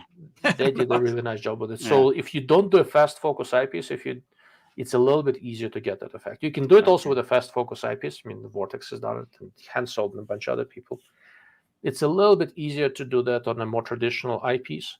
And also the eyepiece stays fairly slim. One of the goals for that design was to keep the eyepiece fairly slim so that on bolt guns with a high bolt lift, you're not jamming your thumb into it. Like on a Savage or something like that with a... For example, yeah. So the scope's field of view is very strongly affected by the diameter of the eyepiece and eye relief. So they actually sacrificed a little bit of field of view on that scope to get this long eye relief with a moderately sized eyepiece. I would rather have the eye relief anyway, especially if I put it on a 300 PRC. Exactly, because it also need to be used for hunting. So they gave you this long eye relief. They sacrificed a little bit of field of view, and it is a very, very usable scope. I keep on coming back to it because it's been a long time since I was so impressed by something that's not $5,000, right? I'm so picky, right? I have so many scopes. I'm so difficult to impress, and that scope did so many things well enough, right? In any particular field, there is something out there that does better for more money, whatever. Under 22 ounces, there is nothing for any money, right? So there's I would agree. I would agree. For and sure. It makes, I have I have a Schmidt & Bender 5-20 ultra short here, ZCOM 4-20, March 4.5 to 28 by 52, and 3-24 by 52, and Tangent Theta 3-15 by 50, and a couple others. What else do I have here right now? Oh, Steiner M7 XI 2.5 to 20, 2.9 to 20 by 50. Really excellent scope by the new design. I have a bunch of stuff here. They're not 22 ounces, right? And for it carrying things uphill and for the balance of a lightweight gun and all that, all this stuff starts making a difference. Yeah. from a hunting perspective, for sure, the LHT is definitely hard to beat. I mean, and if you're ever like, a lot of people, I want to be able to go shoot 1,000 yards if I want to and not have to necessarily use holdover. I want to be able to dial and things. And that LHT pretty much offers all of that. Yeah. And the power that you would want maybe to be able to, really magnify in, while still being slim and it part, like even the magnification ring on that is slim in design, and those things are nice when you're going through brush. Just little things like that. Nothing catches little on things anything, kind of go a long way without realizing it sometimes. But yeah. So Chan is asking a question about this. So what are some compromises on LHT 4.5 to 22 besides the fast focus IPs? So field of view is one. Adjustment range, it's limited. It's enough for the application, but it's not huge. One of those cases, I'm more than willing to sacrifice some adjustment range to get a lighter weight and all that. And some of the controls, like magnification ring and stuff, are a little bit stiff because they're so slim. There's not much real leverage. I have not had any issues with it. I know people have been complaining. But once again, so I've had mine longer than anybody outside of Vortex. So you can safely say it is the single most broken in LHT in existence because it's been harassed continuously I by think me. the turrets too, they're kind of slim profile. Correct. They have a capped windage turret. Things like that, they kind of, I don't want to say sacrifice, but the purpose drivenness of it, they decided to make different decisions. And so you don't have those big knobby, super overly tactile turrets like on a PRS style scope or something like that. But correct, yes. So I generally like covered windage turrets, almost never dial wind. But even the elevation turret, although it pops up a little bit to adjust, and it's a locking turret, it's very, very low profile. That's one of the reasons they did 6 milliradian per turn adjustment, so that they could have it with very widely spaced clicks, and they're reasonably tactile, but they're almost absolutely silent. That was one of the didn't sacrifice. They still have the zero stop. It still has locking turret, which are two things that are great for hunting. Correct. Yeah. Especially the locking turret, I really like for hunting purposes. So I'm very much on board. It's one of the reasons I like these modern Leupold turrets so much on the VX5, VX6, on the Mark V, in that there is zero stop. They're not huge, and they lock when you are back at zero. They actually lock there. Slightly different way of doing this. They have the little button. But they have zero stop and zero lock. Right? Yeah, the VX5 has that. Yeah, and 6 and the Mark V HD. And I really like that. I think for scopes you use in the field, you carry on you carry in a sling, you carry through brush, that bump around and get rubbed against stuff. I think that's a nice feature to have. And if you go in the field, and once again, I started going in the field more and more. This hunting-wise comparatively recently, but I've always spent a lot of time doing positional shooting of hand and all that. So I learned to appreciate rifles that are not just going from the case to the bench, right? I'm always doing something with them, right? And I'd like to have some confidence that I didn't bump the turrets. That's basically that. So optics-wise, for me, 2021 was in many ways defined by these crossover scopes, like the Razer, like the March, and a few others. And going forward in terms of optics, what do I think is going to... So I think we'll see a little bit more development with these crossover rifle scopes. But I'm also seeing a new-ish trend with low-power variables, and it's already started. So there is this March 1 to 10 by 24. It's really short and tiny. And still, let's see. Here you can... I'm trying to see it. There we go. Here. On my green shirt, you can see it a little better. So it's 8 inches long, lots of adjustment, side focus, illuminated reticle, dual focal plane, all sorts of stuff. So many low power variables that first came out were really capable but heavy, and now we're seeing a drive toward lighter and shorter scopes. There were several designs. Night Force NX8 is one of those. I'm not a big fan of that design, but it's short and light, and March does it better. I think we'll see several more of those. More are coming. I've seen some prototypes. I think they'll be announced. in 2022. I think the world of low power variables is beginning to transition. It's been happening on the high end for a little bit, but beginning to transition toward more compact packages. I'm really happy to see that. I think for these AR-15, I don't know if you shoot ARs a whole lot, Steve, or you're more of a hunting guy. I've had my season, so to speak, where I only have 2 ARs right now. Well, I have 3 kind of. I'm putting together another one, but well, it's a little un-American, but when you get to 5, we should talk about it. I enjoy them. I do shoot them a little bit, but I'm definitely primarily a bolt action guy. I've dabbled in pistols and things as well, but I definitely have gotten into the bolt action game a lot more than anything. Okay, got it. So for ARs, low power variables are really dominant right now. And they've been kind of being porky. They were building capability in, and now they're finding ways to scale back on size more than just a couple of high-end manufacturers. I think we will see that quite a bit more, really. Okay. Any scuttlebutt about the scope to rival the Lht?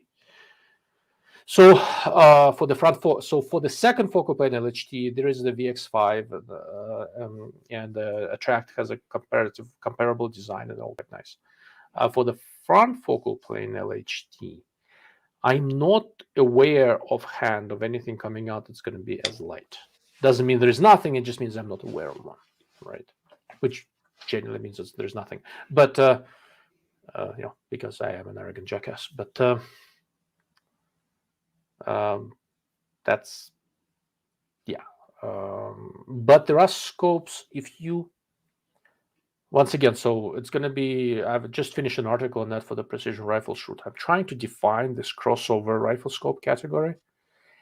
You'll have to read the article to get the whole scope, but basically if I cap the weight at about 30 ounces on the high end, the category is growing, and the designs that are fitting in there are increasingly more competent and not as expensive as they used to be. And there will be new things in there, but nothing I know of that's as light as the Lht. What's that? There's a company, I can't remember the name. It's in Wyoming. I'm sure you've heard of them. Yes, small company. Everything's out of Japan. Yeah. Scopes are RS4, RS1. Yeah, they had some sort of ultra lightweight long-range hunting scope, but I can't remember. It's not that lightweight, and it was second focal plane. Okay. The company is called Maven. Yeah. I've been there a couple times, but I just couldn't think of it. Yeah, I talk to them occasionally. I can't make up my mind about these guys. So there are some companies out there that unless you are former military or whatever else, they don't think you're human. There are some companies out there that unless you've been hiking uphill with 60-pound backpacks trying to chase down pronghorn on bare foot and beat it to death with a fork and a spoon or something since you're 7 years old, you're not human. So Maven is the second type. So I'm sort of an arrogant jackass. Like I said, I don't like being looked down on. You guys probably wouldn't get along. I firsthand have gone there, and I can't say I like them, and I can't really say I dislike them. Maybe a little bit, but I got a very snobby impression, to be honest. And very much we cater to rich people who hunt, and which I don't know. I know everything comes out of Japan. I know they modify, meaning they change out like rings and colors, so you can have accented color line, colors on them. They are cool looking, but I did get a little bit of this we're better than everybody, and you're not rich enough for us, which kind of left a little bit of a bad taste in my mouth. But I don't know. Yeah, I'm sort of. So I mentioned so I've been shooting for a long time. I mentioned I'm new to hunting, and they basically treated me like a toddler. You can imagine. You can probably imagine how well that went, but scopes are decent. I tested the RS1 when they first rifle scope a while back. It's perfectly decent. The reticle was increasingly really screwy. They don't take criticism very well. It is what it is. Yeah, I've tried to get some like T&E samples from them, and it's never worked out. I've never like even actually got a no. I've never really gotten a yes. It's just been kind of weird. I've looked through a lot of their binos, and they're like they were good. Like I can't say they were bad. I just felt like, and for coming in at the price point they come in at, being and this was even a couple years ago, being like kind of an unknown company. It's like you probably should come in with just a little bit humbler attitude, but they kind of came in like we know everything, but we just started. Yeah, there's a little bit of that. So they do offer some unusual binocular configurations I really like. The Maven B3 6x30 binocular is really nice. And it's unusual, and I like low power binos. It's unusual configuration.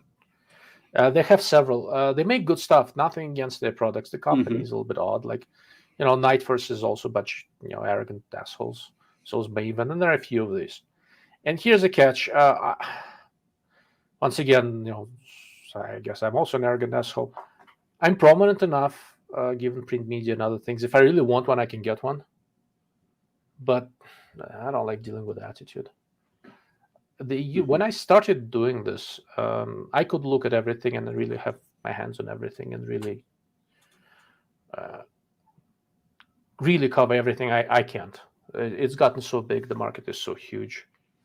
So I no longer chase after companies. Something very unusual has to happen for me to put a lot of effort into getting my hands on something, because there's so many other companies with very similar stuff that are perfectly easy to work with. Right. So like companies like Maven that are not particularly friendly, I don't need anything from them. I don't care.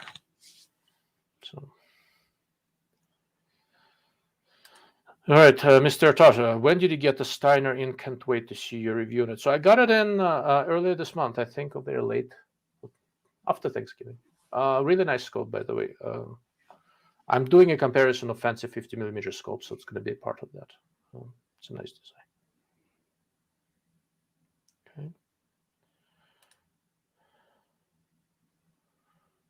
Okay. Chen, it's a joke, but low power variable is going to be a mid power variable that we discussed MPVO, and you said was a concept of mental masturbations. To some degree, yes. We try to split scopes up by categories. No, low power variables, I think we're going to see a little bit less drive to increase magnification range, because, we got to 1 to 10, and, I don't think we're going to see too much trying to make 1 to 12 or whatever. I think what we're going to see is improvements in packaging, making existing stuff more user-friendly, smaller, lighter, that kind of stuff. So, do you play much with low-power variable scopes, Steve, or that's just a little bit outside the range? No, I mean I've looked at them. It might be something in my future, but really, I've fixed power on my one AR, and I have a red dot on the other one, and so far and as far as bolt actions, I haven't like gone on African hunts or something, dangerous game hunts like that, where they're like, oh, maybe you should get something like. So no, I haven't really dived into them. I have a weird and unhealthy fascination with takedown rifles. So I have a completely unnatural interest in acquiring a takedown 375 H&H to take to Africa someday. Isn't a Blazer R8? So Blazer is not. It comes apart, but it's still, the case is going to be as long as the stock. The stock forend doesn't come off. Right. Okay. With traditional takedown rifles, so the barrel and the front of the stock comes off. So for some reason, I want that. Why I do not know, but I want one. I think HS Precision, I think, actually makes one at this used to. Sure I may have some custom builder make me one. I have a 300 WSM like that. Browning makes a takedown BLR lever gun, and I have that one on 300 WSM, which I really like. So someday, if I go to Africa, I want to do it with a takedown gun, just to be one of the cool kids, I guess. Right. I don't need it. I want it, but. And you made a good point earlier that would be easier to travel with. But interestingly, so I do hunt with ARs also. Like I went on a hog hunt in October. I don't know if you do much hawk hunting. I don't think they have them that far north a whole lot. They don't, but I did one a couple years ago down in Florida, and I'm probably going to do one this coming year. And I did use an AR. I just used a fixed 3-power scope, 3-32 or 3x32, excuse me. Yeah, I found that with low power variables and hunting guns, other than the fact that modern low power variables are really good. When you're using with a thermal clip-on, and I do it in this in Texas, pigs come out late at night, it's really dark. So I hunt with the thermal clip-on there. I'll probably do another hunt like that in March. At least I bought a camper trailer toy hauler thing today. So my budget for new rifles has officially gone to zero.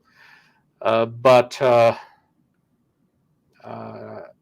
it's modern ARs can do a lot of stuff. They're not too heavy. Grendel is a perfectly reasonable hunting cartridge, aside from elk and really large animals.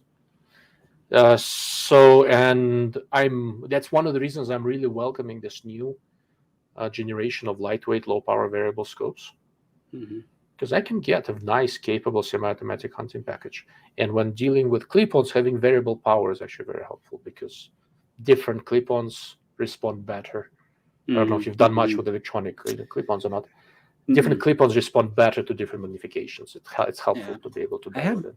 Some company was supposed to send me one, and it never showed up. I don't know what happened. And then I was thinking about trying some Pulsar stuff this coming year, but none of it's like in the works all the way. It's just kind of thoughts at this point. But so if you need background, let me know. For my day job, electro-optics, thermal stuff, that's my life. That's really where my general expertise is. Okay, my camera just died. Hold on. But I have a backup camera because I've had this bad experience before. I wonder, does it overheat or something? So it's an older camera. Just started doing some weird shit. It's supposed to run just fine when plugged in, and stopped doing that. So the battery probably just died or something. I don't know. I do not know. I do not care. I'll just angle this thing so it sees me a little better. 6 ARC, 6.5 Gretel. Yeah. I have both. I'm testing a 6 ARC. That's kind of an interesting caliber. In terms of firearms, for me, 6 ARC may have been one of the more interesting things, from last year, I think. I'll do more. I shot a pig with 6.5 Grendel in October. And, so which would you pick? Or for hunting Grendel? Really? For long range arc. Yeah. So you can do a heavier bullet with Grendel. I mean, nicer, heavier bullets with Grendel. 6 ARC is really designed about, just 108, 104 grain bullets, and they're efficient. Right. And it's better at longer range. It's ballistically, in terms of external ballistics, it's better. Yeah. In terms of terminal ballistics, Grendel is amazing. It's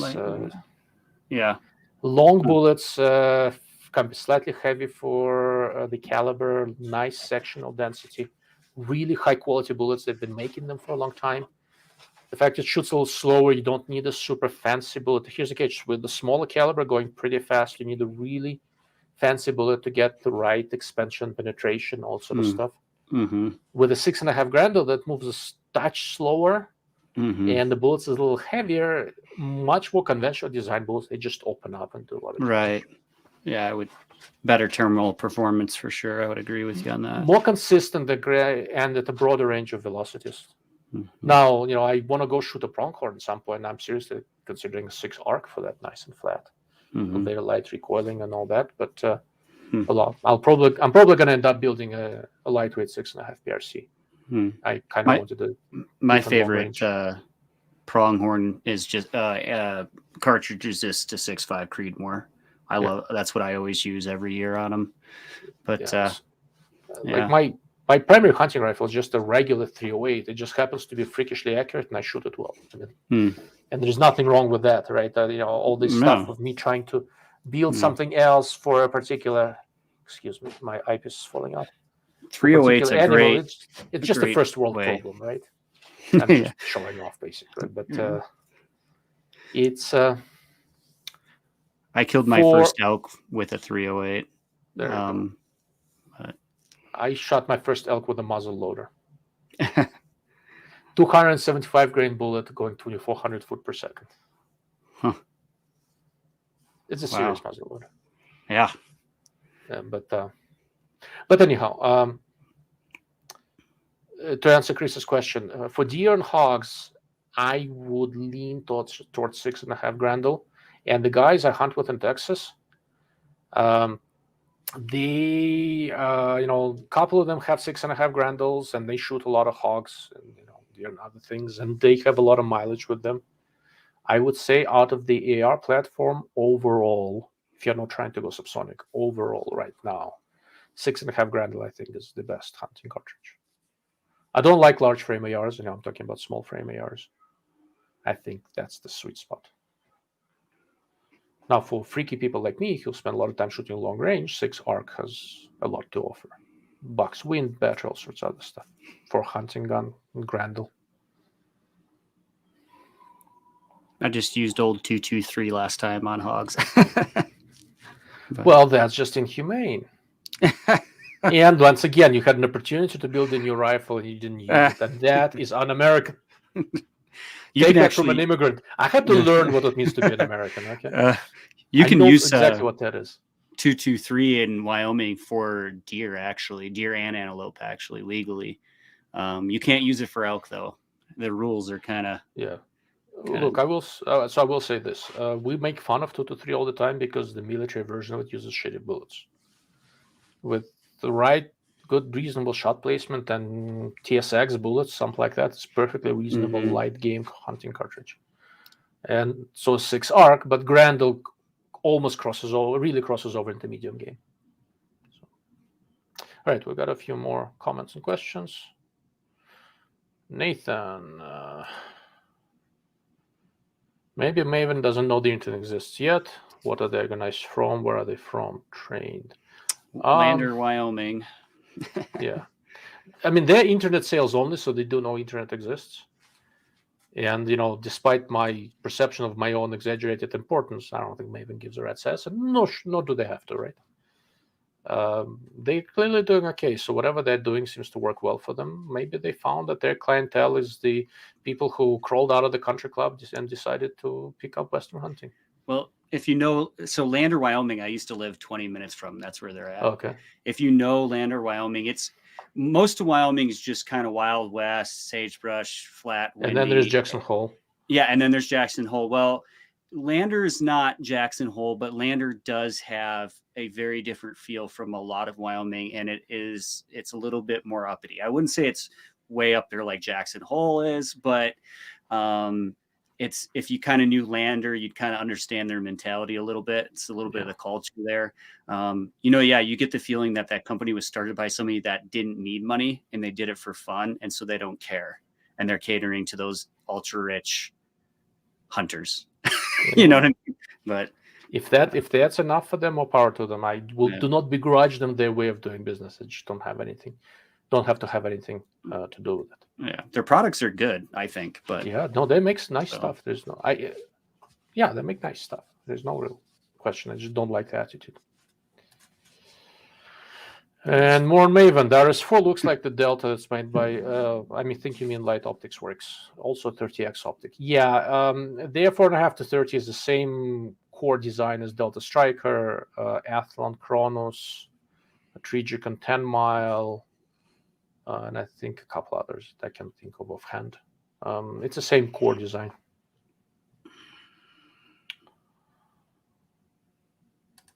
What are your thoughts about Riton? Do you do much with Riton optics? I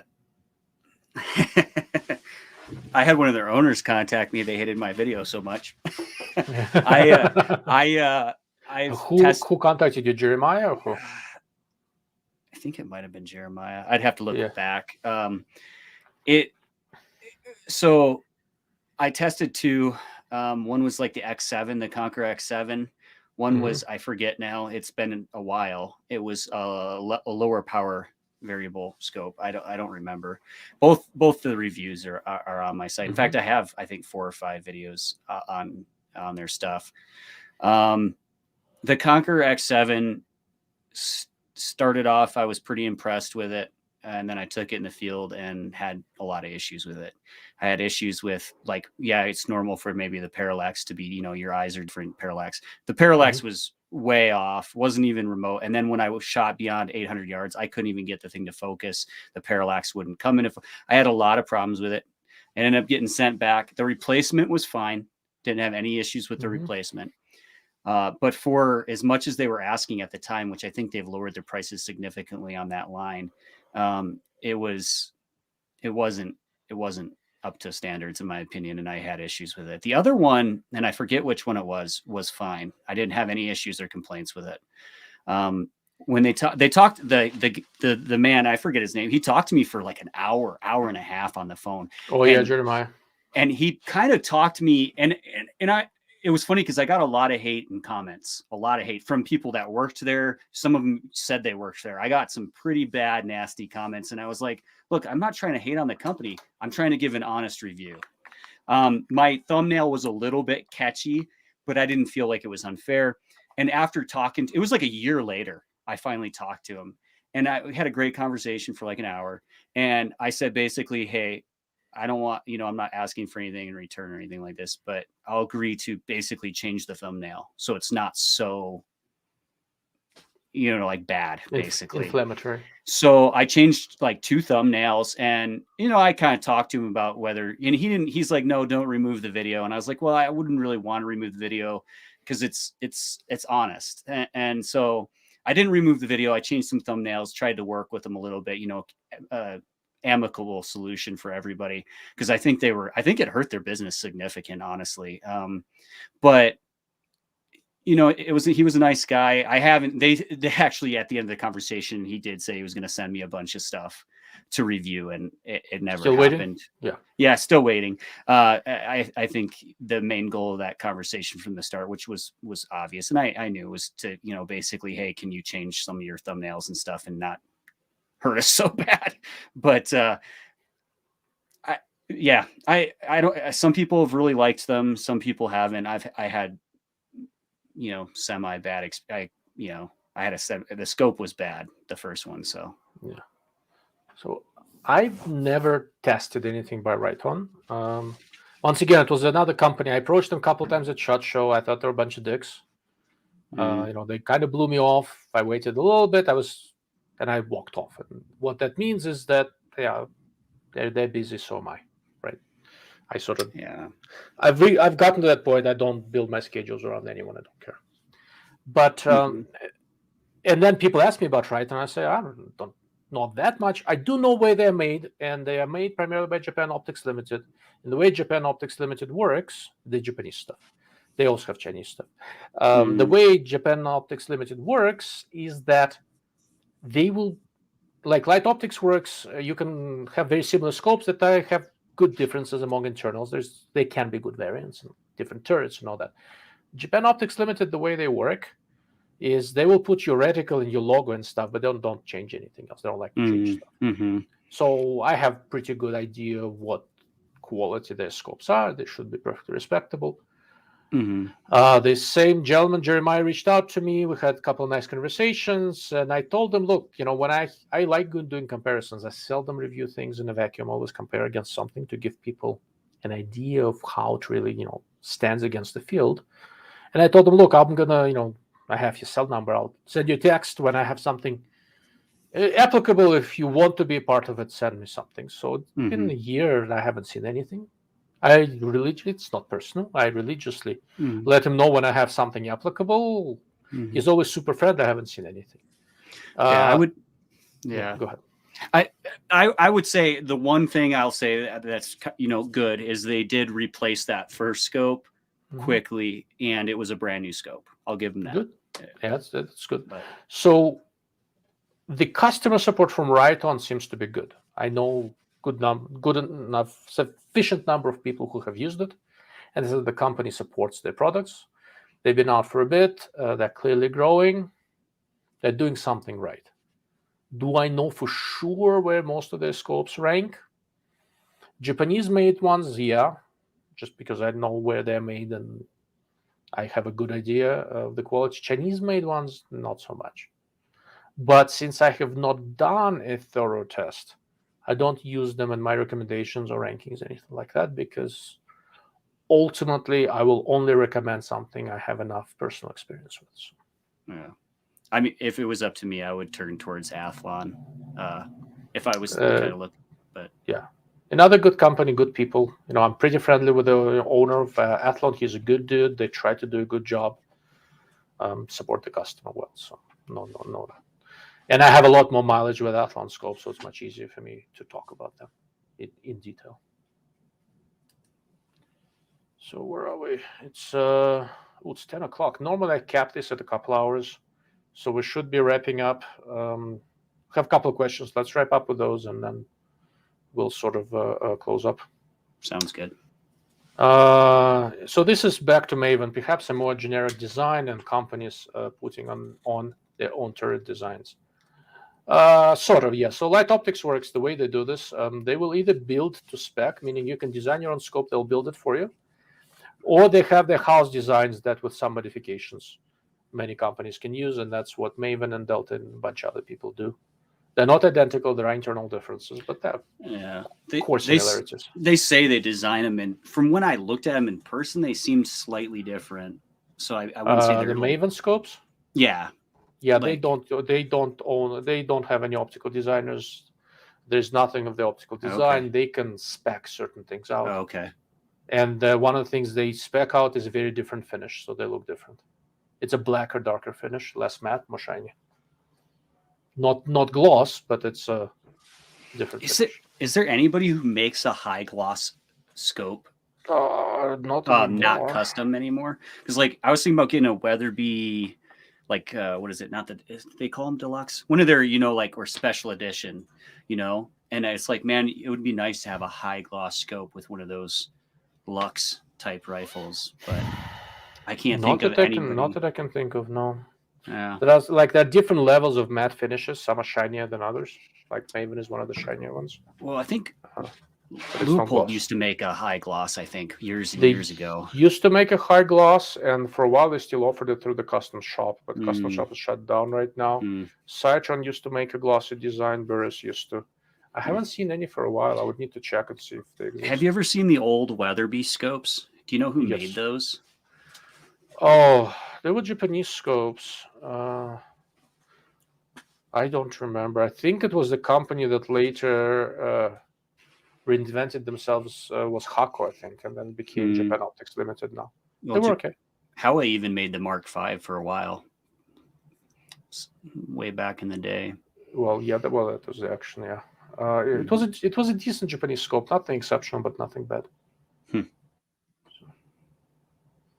So this is that. All right, Nathan, is Delta working their presence in the U.S. market? Yeah, slowly but surely. They've signed a couple more dealers, and there's some new stuff coming out. But during COVID, it's hard to work on your presence in the U.S. market.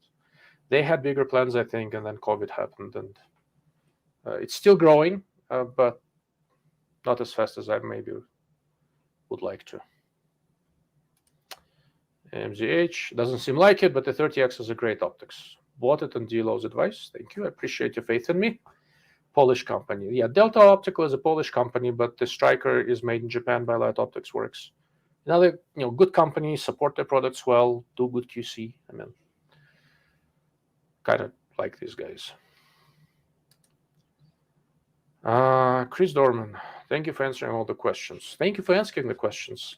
So of all the different things I do within the gun and optics world, I have to say that this Q&A type thing, as it's a little chaotic, it's hard to keep it straight, but that's easily my favorite thing. I like this part. I don't know, Steven, do you do a lot of live casts, or it's more pre-recorded videos? It's part of the new plan for next year since I'm going full time into this. But yeah, it's part. I'm gonna develop some sort of live show. Okay, so I did not expect how much I will like this when I started it. It fits me well. I like the Q&A format. But we can talk offline. I can give you some ideas, but at least in terms of format, what seems to have worked for me. But it is weird how much I learned to enjoy this. Yeah, well, and I I mean, might not be good at, but I like teaching and helping. So I think that kind of makes it fulfilling to do. And I've been jumping on other people's like yours. And then I do live streams on Amazon, but that's a whole nother topic. Yeah, it's a different ballgame. All right, MZH. All right, that's more for me, I think. What would be the best front focal plane 1:8 or 1:10 low power variable for a Reese type setup? I don't have 2K to spend. Would be okay with spending around 1K or less. If you want a front focal plane 1:8 or 1:10, at the moment you're looking at 2K. But if you wait a little bit until next year, you may be able to get something for a little bit less. I don't know if 1K is easily doable, but you'll get into 1.5K with pretty good performance. There's still good options now, like the primary arms PLX and a couple others, but they all tend to be heavy, and they're heavier than I like. If you are okay with the weight and you don't mind having an offset red dot, I'm testing the Athlon Ares 1:10x24. And on 1 power, the illumination is not bright enough, but other than that, it's a very competent design. If you couple it with an offset red dot, it's a pretty decent Reese type setup for around 1K, 1200, something like that. But if you want bright reticle on 1 power and a front focal plane low power variable scope around 1K, you need to wait a little bit. More stuff's coming. I can't tell you what's coming, but it's coming. I'm going to have some prototypes in a month or two. And let's see. Okay. So I hope I answered your LPVO question. How's the March fiber red dot brightness on the 1:10? Quite good, I think. I don't know if I am able to put it up in front of the camera well enough, but I can try. I don't know if I can line up well enough, but I will try. If not, I'll make a video through the scope. All right, can you see the red dot?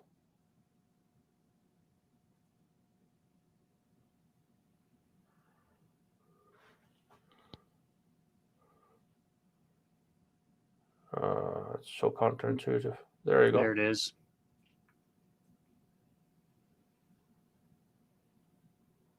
It's actually pretty bright. It's kind of an interesting design. I like it. It's not as nuclear bright as the.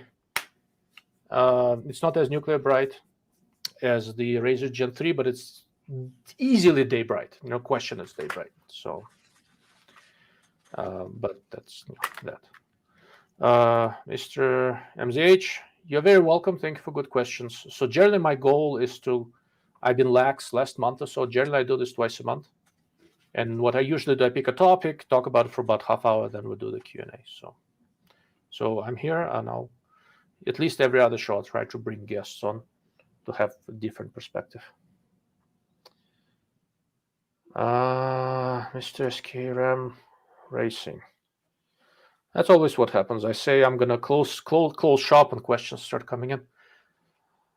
Miopt Optica 6-3218x50 illuminated Mrad 30mm front focal plate. Glass quality on this. Is this it? No, that's 5-30. What did I do with 3-18? Yeah, it's here somewhere. Quite good for the money. Actually, really good. It's a competent core design. I think they did something here is not sitting straight. I think they did a pretty good job with that. Is it the best scope in the category? No. Is it better than average? Yeah, I think so. Now, I am biased. I designed the MRAD 1 reticle for them, and I designed it to be kind of a crossover thing. The scope, it's not a compact scope, but basic optical quality is very respectable. Can't really complain. All right. I think that wraps things up. Steve, thank you very much for joining me. I enjoyed it. You're a good guest. Me. I do have people that come on that I never ever invite again. You are always welcome. I appreciate it. It's been good. And it's once again, this is the last live cast of the year. So you guys have a happy new year. I hope 2022 is a little bit less insane, but I do remember saying this at the end of 2020, and we'll know how well that worked out. So, what can I tell you guys? When the ammo prices drop, stock up. That's all I can tell you. All right. All right. Thank you all, and Happy New Year.